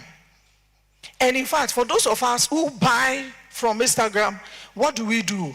We demand payment upon delivery. You don't pay before they bring the item, because you pay, and more often than not, the item will never come. So if people, the problem is that people don't trust online property listing. You can remove property and put whatever products you are into. Are you selling makeup, watches, dresses, shoes? Put it there. And then you gather the evidence. So you then find out by asking people questions. And then based on the feedback, you probably will realize exactly what the problem is. And then you clearly state the problem. So typical example, you say, our houses are not selling because 60% of potential buyers fear online fraud. And so if the problem is that people fear online fraud, and you are into property or makeup selling, or you sell beads, what then will be the solution? So then you define the solution, that we will build a verified listing platform with transparent seller information and customer reviews. Because people trust online platforms that have been verified. Once we see the tick, we know this is the genuine account. So identify the problem, gather insights, state what the problem is, and then you move to the next slide. You identify the people who need your solution. Me, I don't do makeup. I don't have a single makeup kit. I've never owned any before. The only time I really did makeup was on my wedding day. And I sat down and they did it. When they finished, I cleaned everything. The way you see me is the way you see me when I wake up in the morning. Finish. So if you are into makeup, why would you come and sell to me? I am not even the right person to convince the next person that, oh, buy it. Because I haven't bought it. I haven't used it. The only thing I use is a lip balm. So my lips don't look dry and patchy. That is all. And that is even more of a health issue than cosmetic. So if I don't do makeup, why would you want to come and sell your makeup to me? I won't buy. So the best and the first thing you do is to identify the people who need your solution. It is known as your target market, the specific group of people who are most likely to buy your products. You must know who they are, where they are. Can we move on to the next slide, please? how to find them. Next slide. Thank you. So how do you even know who your target market is? If you are supposed to sell to your target market, i.e. the people who are more likely to buy from you. So you identify the problem you solve. What need does your product or service address? Then you describe the ideal customer. Who is this ideal customer? Is it a male, female, young, old, in the formal working sector or the informal sector? Is a person in Accra? If he or she is in Accra, or the group of people, where in Accra can I find them? So you have a general idea about their taste, their lifestyle, their age, their gender. Otherwise, you go and sell makeup to men. And if you go and target men and you say you are selling makeup to them, in Ghana, you know how you'll be tagged. And how many men? They'll say, oh, you want me to buy for my girlfriend or my wife? I don't have any. But if you target the young women and the ladies, especially when we turn into our teens and we start having pimples, and you go and sell makeup to those people, they are more likely to respond positively to your marketing programs. So you look at their behavior. Example, if you have a small bakery in Accra, you might want to target young professionals who want an affordable, fresh breakfast on their way to work. Or even in UPSC, you live in the hostel. Most of the students don't have time. Lecture starts at 7. They wake up and they are hungry. But you are very good at doing pastries or sandwiches or fruit juices. That's a business idea. And where are your target markets? In UPSC, with you. You don't need to worry yourself and go outside. Next slide, please. Break them down. I touched on this. Are they students? So if you live in the hostel and you want to sell breakfast, quick one. You know they are students. Students where? UPSC. You don't have to worry yourself and go to Legon, though Legon is somewhere here, because you will not get the time. So identify and break them down into their age, where they live, their lifestyle, their interest, and then how often they buy. Next slide, please. And then when you identify them, sometimes you realize that it is a tall list and you can't satisfy all of them. Like we say, a bird in hand is worth what? 2 in the bush. So look for that one bird that you can hold and hold on to. And that is why you segment them or you break them into primary and secondary. The primary ones will be your main focus. And the secondary one, you can decide not to worry about them, or later, then you start focusing on them. So if it is a Kenke delivery service, your primary segment might be office workers in Accra, because office workers don't have the time to go queue and look for the Kenke seller. So you package it nicely, and then you bring it to them. Secondary segments could be students, but students can also go and queue. So you will not worry yourself so much about them, but those who are working and don't have the time. Next slide, please. Next slide. Thank you. So as a business, what are some of the simple steps that you can take to define your target market? Write down your ideal customer profile. The people I want to provide breakfast or sell my makeup to, they are primarily young ladies between the ages of 18 to 24. They are first year university students. 90% of them are within UPSC. They are in first year, or most of them are now pursuing their first degree. When they come to school from 7, more often than not, they stay till very late before they go back. Break it down. Decide then who you want to focus on and think about how you would reach them. Because we define marketing as what? Identifying, anticipating, creating, communicating, and delivering the value. So when you break it down, you have identified the problem, you have anticipated the solution, you've defined how you are going to provide the solution. You've also defined who you are going to sell to, your target market, and how you are going to reach them. Next slide, please. And then you evaluate. Because sometimes when you break them down, you realize that it is so small that it will not bring you the revenue you are looking for. Other times you realize that just focusing on one particular segment, just the ladies who are 18 years in UPSA, they are a lot. So if you are going to serve 18-year-olds, 19-year-olds, 20, it will just be too much.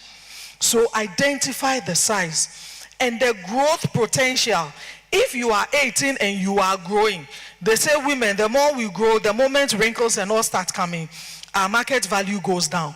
And so once you catch them young, they will be with you what? Forever. So if you start selling your makeup or whatever it is to the young ones, you grow with them. And that is why EcoBank is here.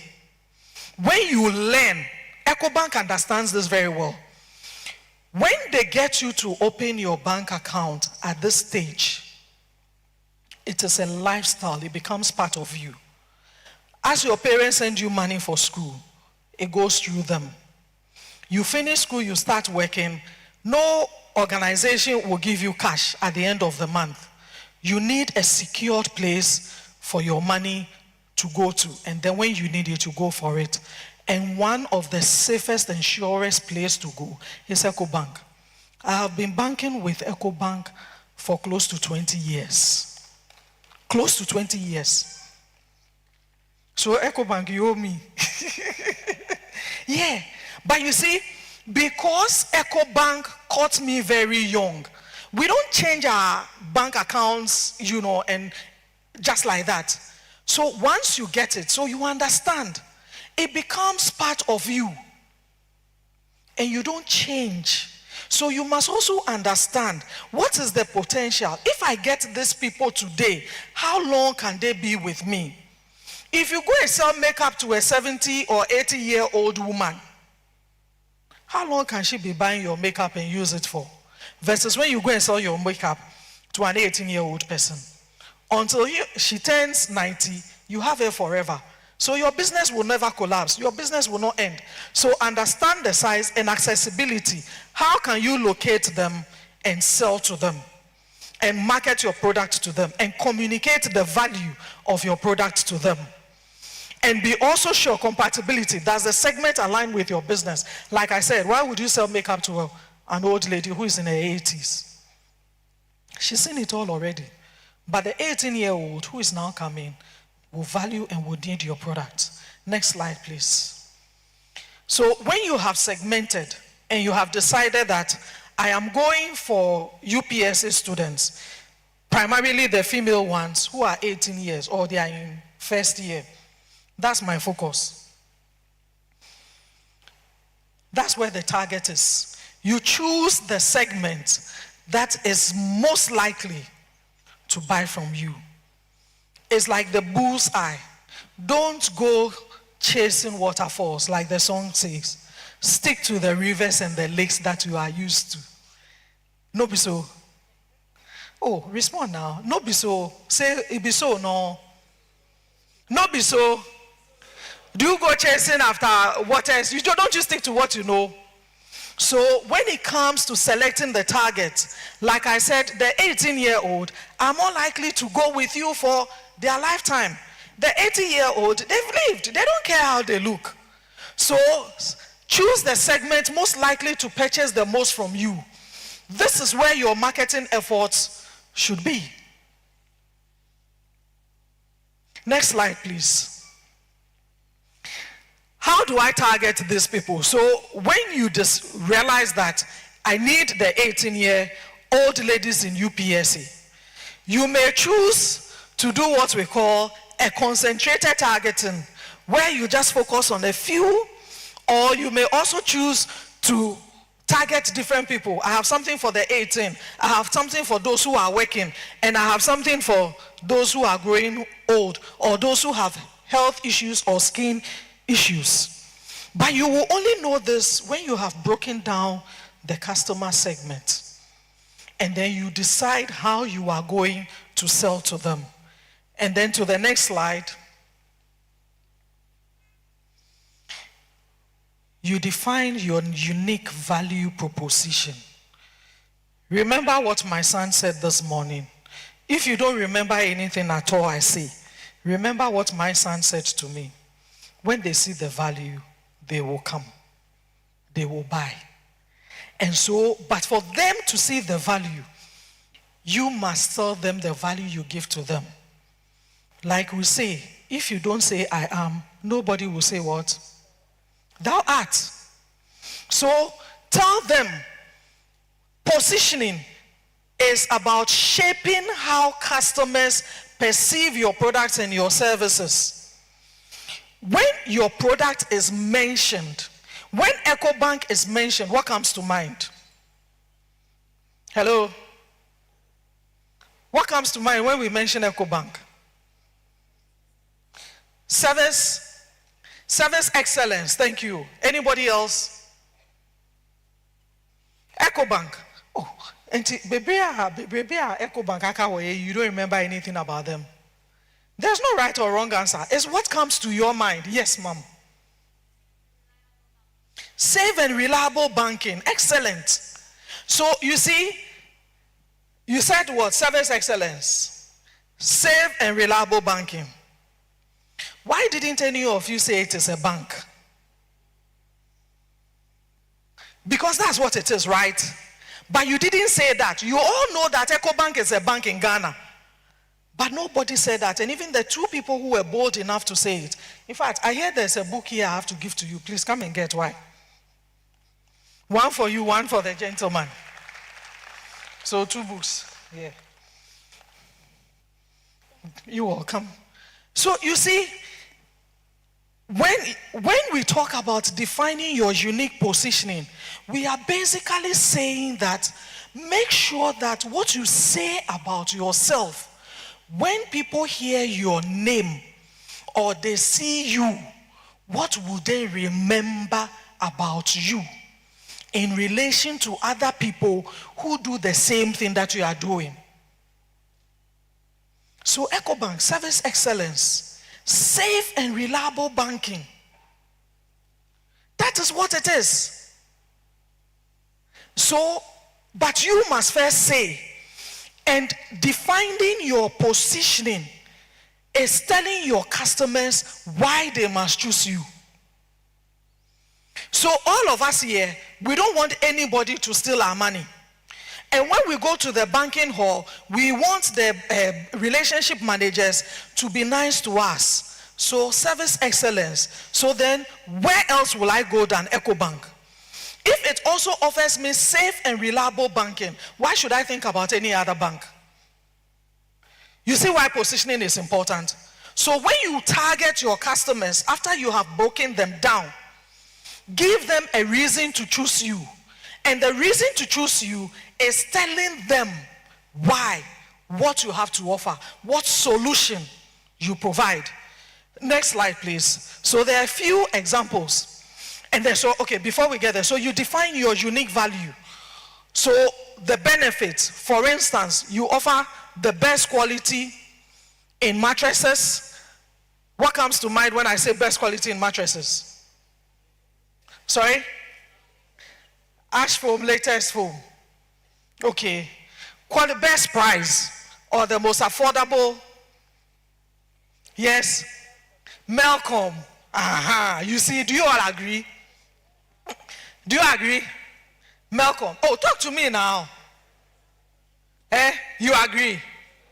You don't agree. They don't agree with you. So which one would you? China Mall. You see the difference? You see the difference between the woman who works in the bank and earns salary and then the students who don't earn salary. That is why you must segment your target. So you don't go after. So you see, Malcolm, if you know somebody there, tell them that it is time to wake up because they have competition.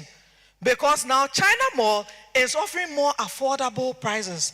So the way you said you didn't agree and you went for China Mall, it means when we mention China Mall, what comes to mind? Affordability. So they have defined the unique value, the benefits they are offering to their customers. It is very clear. Next slide, please. Good. Also, it is important to understand what your competitors are doing because you are competing with people. And if you don't know what your competitors are doing, before you realize they would have pushed you out of the market. So whilst you break down your prospective customers into groups, and then you look to target the ones that are more likely to buy from you, and also give them a reason to choose you by defining your positioning. Also keep your eyes and your ears on the ground to what your competitors are doing.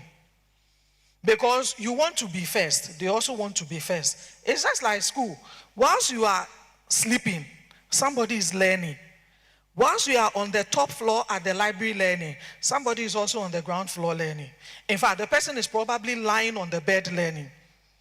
And you think because you go to the library all the time, you'll be first. And this girl, I never see her learning. She's in her room always learning. The results comes and she's first. And you don't understand. So it is important to know who your competitors are, what they are doing, so that you can then come up with ways to beat them to the game. Next slide, please.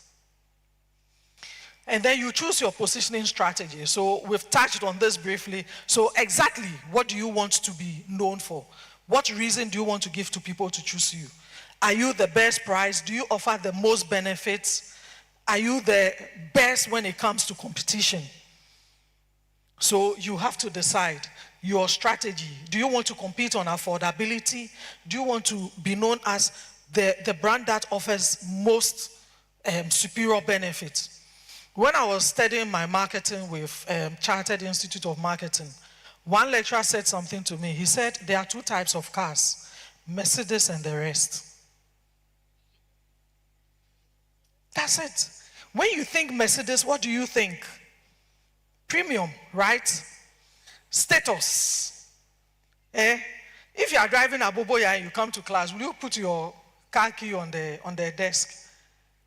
You will hide it. But when you are driving Mercedes, you forget that you have a bag in the pocket. You hold your key and be shaking so everybody sees. It's status.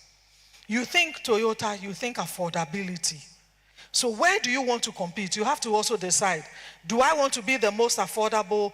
Do I want to be the one that offers the superior quality? Am I the most friendly company? Am I the most secured bank?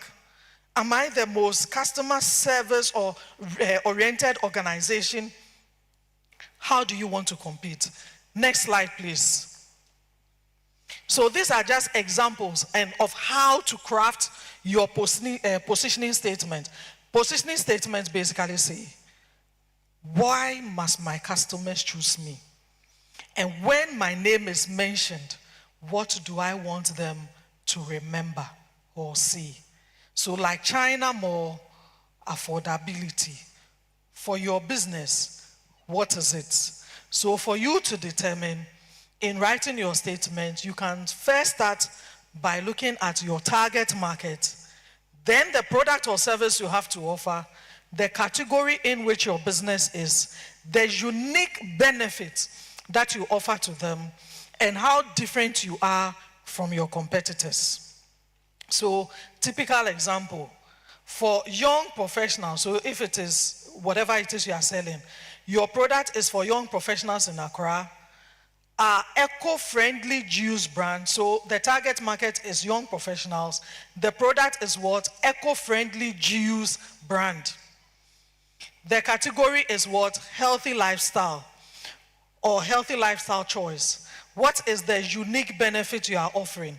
You are supporting local farmers. And then who are your competitors? Imported sugary drinks. So based on using the target, the product, the category, the unique benefits, and who your competitors are. When you state each of this, you can then put them together into a sentence to describe what your positioning statement is. Another example, your product is what? For budget-conscious travelers in Cape Coast. Our guest house offers affordable home-like accommodation and authentic local experiences, unlike impersonal large hotels. There's another example in the next slide, if we go there, please. So for food and beverage, for business office workers, our Kenke delivery service is a convenient option that saves time and delivers authentic taste, unlike street vendors that don't offer delivery. So you see, when you craft this is the reason why your customers must choose you. And then this then guides everything you do as a business. Can we go to the next slide, please? So consistently, you communicate this. We go back to what marketing is: identifying customer needs, creating the value of the solution, communicating and delivering it. So you communicate. So choose your positioning across marketing channels. So your logo. We all know what a logo is, right? What we see that identifies the organization. Your packaging, your customer service. Example, MTN Ghana consistently positions itself as what? Reliable and accessible. So MTN's positioning statement is what? Everywhere you go. So when was the last time you called somebody on MTN and they said the person is out of coverage area? They stopped saying it. So many years ago was when they used to say that. Now they don't. Because now they've positioned themselves as reliable and accessible. So everywhere you go. So when you call and it doesn't even go through, they don't say out of coverage area. Either the person's number is engaged because the person is within coverage area. Next slide, please. And then the final aspect of marketing, deliver the value. Deliver. So whatever you say your business or your product does, do it. What comes to mind? Just do it. Hello, what comes to mind? Nike, just do it. So what you say you will do, do it. So you say, I offer you A, B, C, D. Do it. This is who I am. I am reliable and accessible everywhere you go. So just be everywhere. Your makeup it sticks and it lasts the whole day. And it doesn't soil other people's dresses. So when I put on your makeup and I go and hug my friend here who is in white, it shouldn't soil her shirt, right? That's it. Because you say your makeup, it does not stain. Almost says you remove tough stains. So if you remove tough stains and palm oil or gentian violet soils my dress and I wash with Omo, it should go, shouldn't it? Hello? Absolutely, it should go. So you deliver on the promise. Whatever you say your product does, that's the value. And remember, when customers see the value, complete the sentence for me. They will come. Hey, the people here, are you awake? When customers see the value, they will come. Thank you. Next slide, please. Thank you. So then your marketing activities, the product. Create the product to deliver what you say it will do. And then set the price that your customers can afford to buy. And it must be fair. Place where you distribute it, whether it is online, in stores, make sure that they are available at places that customers will buy from. And when they go there, they must find it. And then communicate. Communicate the value. Tell them, inform them, build trust. And then to the next slide. This is where now sales comes in. So marketing has done everything marketing needs to do. Marketing has identified the need, the problem. Marketing has created the solution. Marketing has communicated the solution like MTN. We are reliable and accessible. Marketing is now delivering the product. It is out there for people to come and buy. Marketing is putting the message out, is putting the messages out there. Marketing is now bringing the people into the room. When it comes to selling, you now have to convert the prospective customers that marketing has brought into the room. And what do you sell? You sell the solution. You don't sell the product. You are not selling makeup. You are selling beauty. Do you get it? You are not selling makeup. Why should I buy makeup and put some things on my face? No, it is the beauty. Remember why people buy? They buy because they are looking for solution. And so sell the problem you solve, not the product. That my makeup has different colors, my makeup is nice, my makeup is this, and so what? Who cares? Is what the prospective customers will ask. But if you tell them that my makeup will make you look like the most beautiful princess that ever walked on this earth, you think people will not buy? Don't buy. You don't want to be like a princess. You buy. That's it. So next slide, please. Sell the problem you solve. And in selling the problem, sell the benefit. Sell the benefit, not the features. So typical example with the mobile phones we use. This is an iPod. You don't go and tell people that your iPod it has 5 gigabytes memory capacity and it can store music. No. Do we even know what 5 gigabytes is? If I haven't done computer science, I'm a marketing student, art students, I don't want maths. 1 + 1 is a problem to me. And then you come and tell me, 5 gigabyte storage. How does that 5 gigabyte storage translate into what I want? Rather tell people that you can put 1,000 songs in your pocket and enjoy non-stop music anytime to release the stress and to always put yourself in a good mood. It is not the gigabytes. It doesn't mean anything to the consumer out there. But the fact that that small device, I can put 1,000 songs there and play non-stop is what solves my problem. And that is what the customer will be attracted to. So always translate your features into personal outcomes for the customer.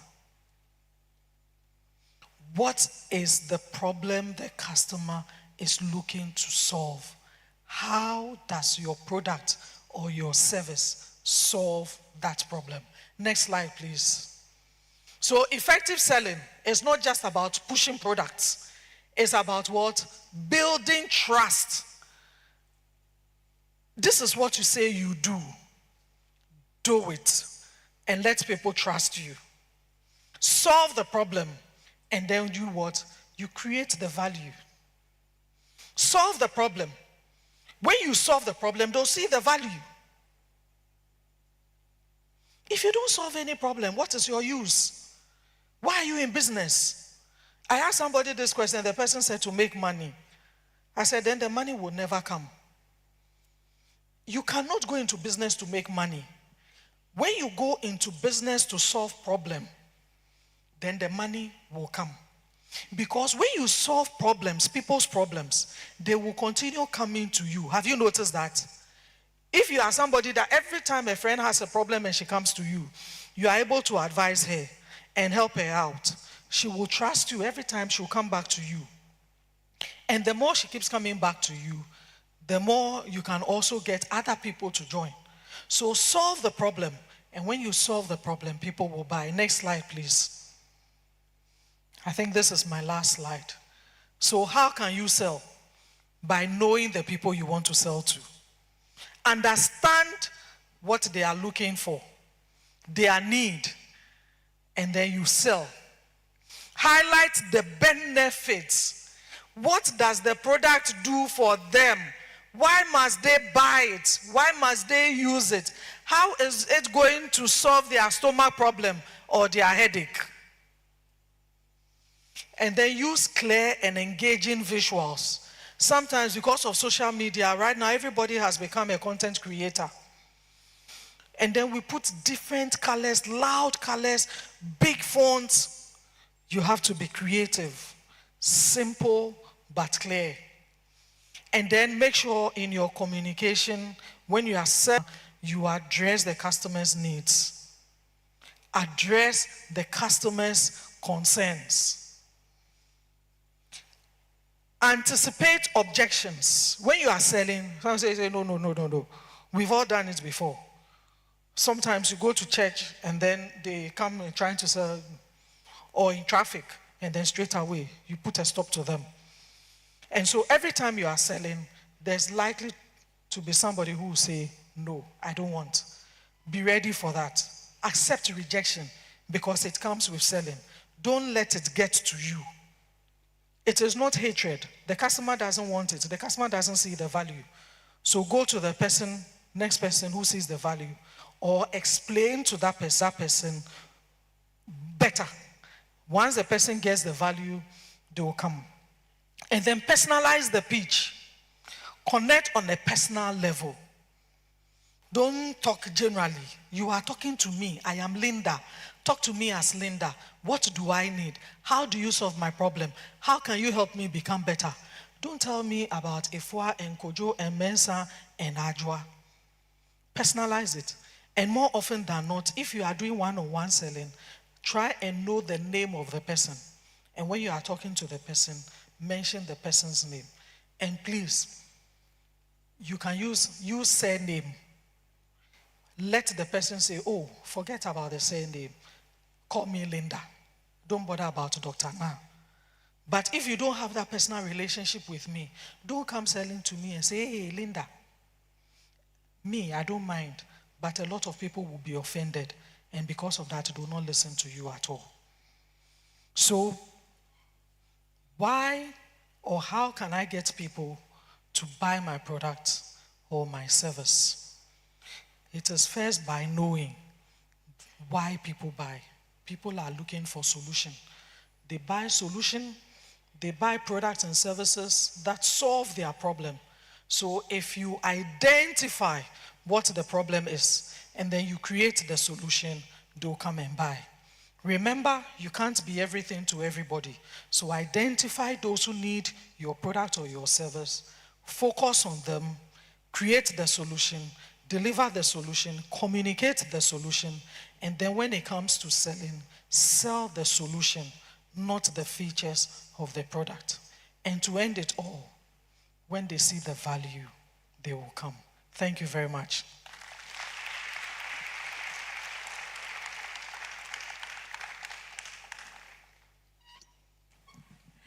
A round of applause for Madam Linda once again. Let's do the YEF. YEF. YEF. YEF. YEF. If we would take, say, just 2 questions for her and, okay. I'm not surprised because they were really paying attention. The first 2. Right, 1, 2, 3, 4. Okay, let's take just the 4 and that's all. So you make your way to the mic and make your question very snappy because you're in between lunch and refreshment, so you have to make it snappy. Yes. Okay, so 1, 2, 3, 4, 5. That's.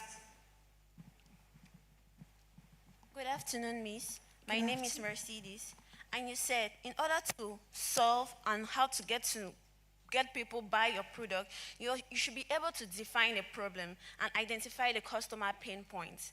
But to do so, you also said we should be able to gather enough evidence in order to be in order for the solution or the idea, you have to be curated for that population. But most of the times when you check on the internet, most of the data sets you found there is very vague for a very big population, maybe for the whole of West Africa or Central Africa in general. But if you want just for the people of Greater Accra, let's take, for example, climate action. To do that, you need to send surveys like Google Forms to compel them to fill that. But most of the times, people don't fill those forms. I was at a conference last time to compel the people to fill the forms.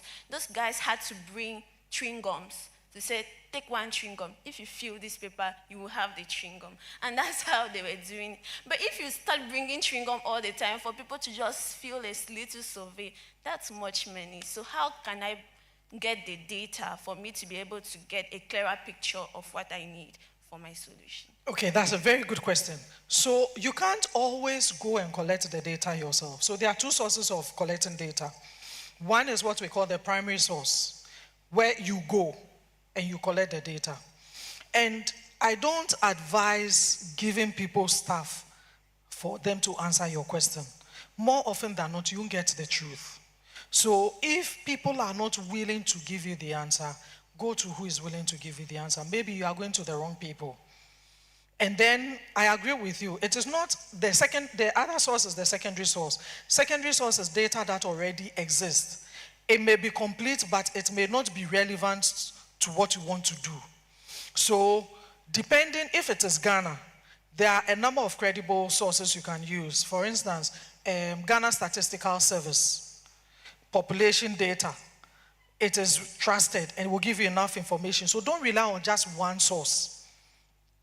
For students, I always advise my students to use Google. And for academic work, there's something we call the Google Scholar. So Google Scholar are academic research papers that have been written.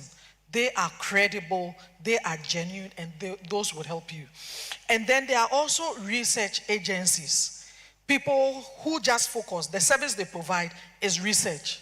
So you can look for some of these researchers, they are professionals, and so they can collect the data for you, but they will charge you something small. Be willing to pay. Yes. Thank you. Good. Hello, Miss. So I think I paid close attention to all you said, but then how do I classify the problem of people who buy products such as Labubu? Is there buy any products such solution? as? Labubu. So it's basically... What? It's basically just a very ugly toy, tiny and angry. It actually made people get obsessed with it, but I don't see any problem that that product sells. We've also heard of events with the Stanley Cup that most of people were very obsessed with. But then if I want to become an entrepreneurship who solves real problem in the world, how do I get to be outstanding out there? And also you talked about selling the benefits. So I did not understand the benefits into such products, yet they made very great sales because they were at very high price. So what's the reasoning behind the product? Okay, so you see, the first one, you said people get obsessed with it. Yes. It means it is solving a problem. Otherwise, why would you get obsessed? It is doing something for them. That thing that is doing for them may be very irrelevant to you. Do you get it? Yes. I have sons. They like PS5.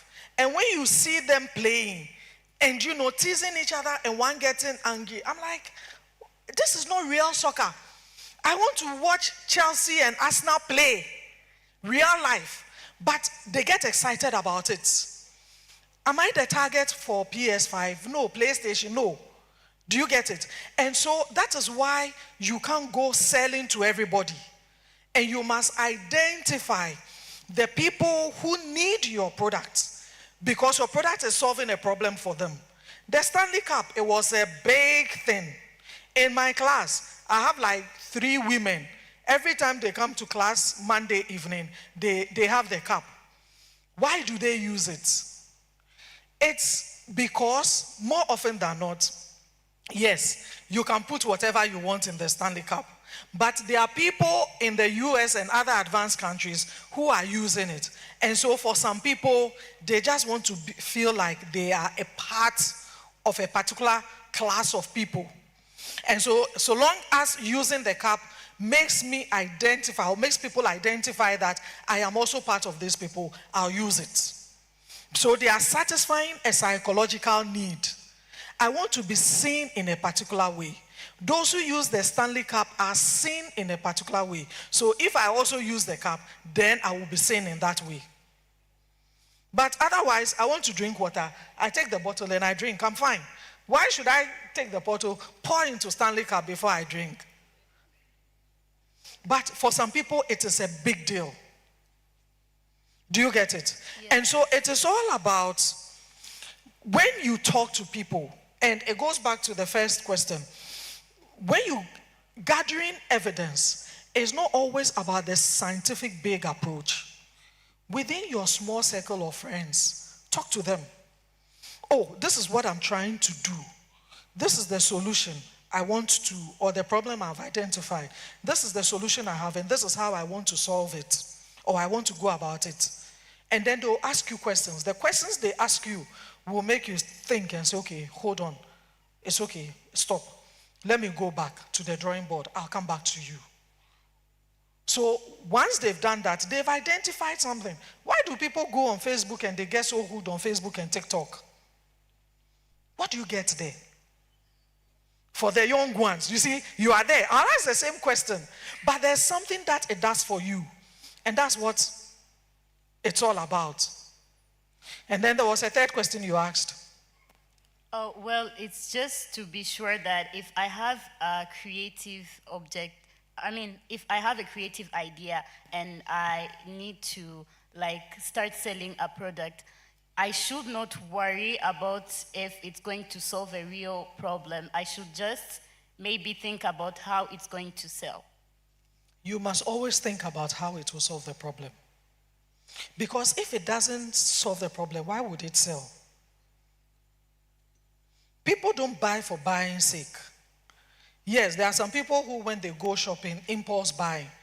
But why do they pick an item they haven't planned? Because when they say, hey, this thing, it will do this for me. Sometimes it's just the price. Maybe you go to the store and they say they are running promotion, buy one, get two free. Oh, this thing, let me grab it. I will use it later. They find a need for it. Do you get it? Yes. So if you fail to provide a solution, if you fail to solve a problem, you will never give people reasons to choose you. Understood. Thank you. Thank you, Miss, very much for your insights. It actually inspired me, and I really learned.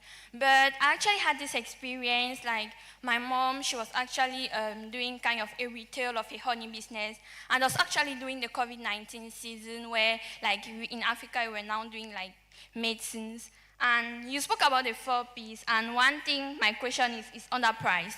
So actually, the price that my mom said was 3,000, and it was, I'm sure, like, we actually had a safe source. The supplier was actually safe. The quality was really high. But going to the market when I was actually selling, promoting and telling them how, like, it's really helpful, it's of quality, but they actually preferred to buy those. You said we also need to understand our competitors. So the competitors were actually doing, like, things using sugar, and they were actually selling it at 1,500. Like, the customers are always turning to something that is cheap. Like, they weren't actually seeing the quality. Now, in that case, me in that situation where I'm actually having something good, something that is solving a problem, something that is of high quality, and the price is affordable, because if I make it low, my mom is losing, she's instead the one losing. Then how do I position myself there? How do I sell my product? So you see, your product is good, but that's not what the customers are looking for. You get it? And that's the mistake most of us make when it comes to marketing and selling. We fall in love with our own products and what we have done. This is good, so it must sell. Then buy it yourself. But so long as you can't buy it yourself and somebody else has to buy it, that person who is going to give you the money and collect your product must see that that product is worth buying. So you were selling quality, but they were not interested in quality. They were interested in affordability. So they went to the person who was solving their problem. Do you get it? So now you have to go back and find out which particular type of customers are looking for quality, and they will pay for the quality, and then you sell to them. So there will be people, remember we said break down the targets into segments. Yes. So in breaking down the target into segments, you can even, when you look at education, demographics, lifestyle, income, so people who are earning small cannot afford to buy quality that is very expensive. Those who are earning a lot, even here we saw an example. My friend Regina from EcoBank said Malcolm is the cheapest brand. What did you students say? You said no, it is China Mall. So whilst you think that this product is good, they are not looking for that quality that you have put there. They don't care about the sugar and all the other things. They are looking for something that fits their pocket. So you have to go back to the drawing board and identify the people who are looking for the quality. Find out where they are, and then you go and sell to them. Because you can have a good product which will fail, so long as it is not solving a problem for anybody. But I just have a follow-up. Like, why, in that case where you actually need to have a large target, like to scale your business, to make sure you have more profit, you need to have more people. But now the product is actually targeting a small group of people. Now, in that case, how will you go about? Will you still sell to those people who are few, or will you compromise yourself? So you don't compromise yourself, and do not focus only on the money you want to make. Do you get it? The small group of people who are buying, they are the people who want your product.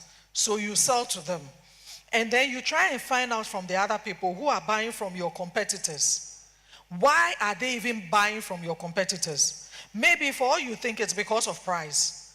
But there's something else that is there that you probably don't know of, that I also don't know of. So if you go and find out, you speak to them, they will tell you, oh, there's this in here, that in there, that in there, that is why we prefer it.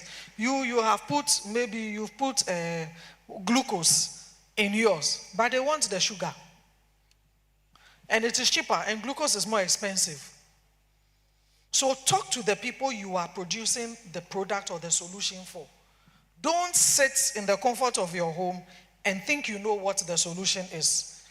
That is why you must speak to other people. Speak to the people who buy from you, or the people you want to buy. Let them tell you what it is they are looking for. Okay, thank you, Miss. Sure. My name is Meve. I forgot to mention that. Sure, Thank you. sure. Thank You're you very welcome. much. Let's take the last question. Okay, so my name is Suleiman Aromai. Please make it very snappy, and we'll take the other guy, and that will be it. Okay, so my question is, how do you keep customers? For instance, you come out with a product and people are buying, and then another person comes out with a better product, and then let's say you don't understand what their competitors are doing. So what strategy can you use to get them back, or what methods can you use to get your customers back? Okay, so one of the things you can do is to appreciate your customers. Learn to say thank you to your customers. And then also find out about, for instance, their birthdays, their special days. And then during those days, you wish them happy birthday. If you can't call them, send them a message and know their names. And then you say, dear Ramatu, happy birthday. We appreciate your business. Christmas, Easter, wish them.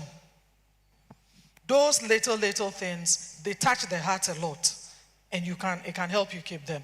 Because of time, these are just the two short ones I'll give you, but there's more you can do. Sure, Okay, thank so- you. Let's take, you can meet her after. Let's take the next question. Those who have asked questions, the first 5 people, please, I have a book here for you, so just come for it.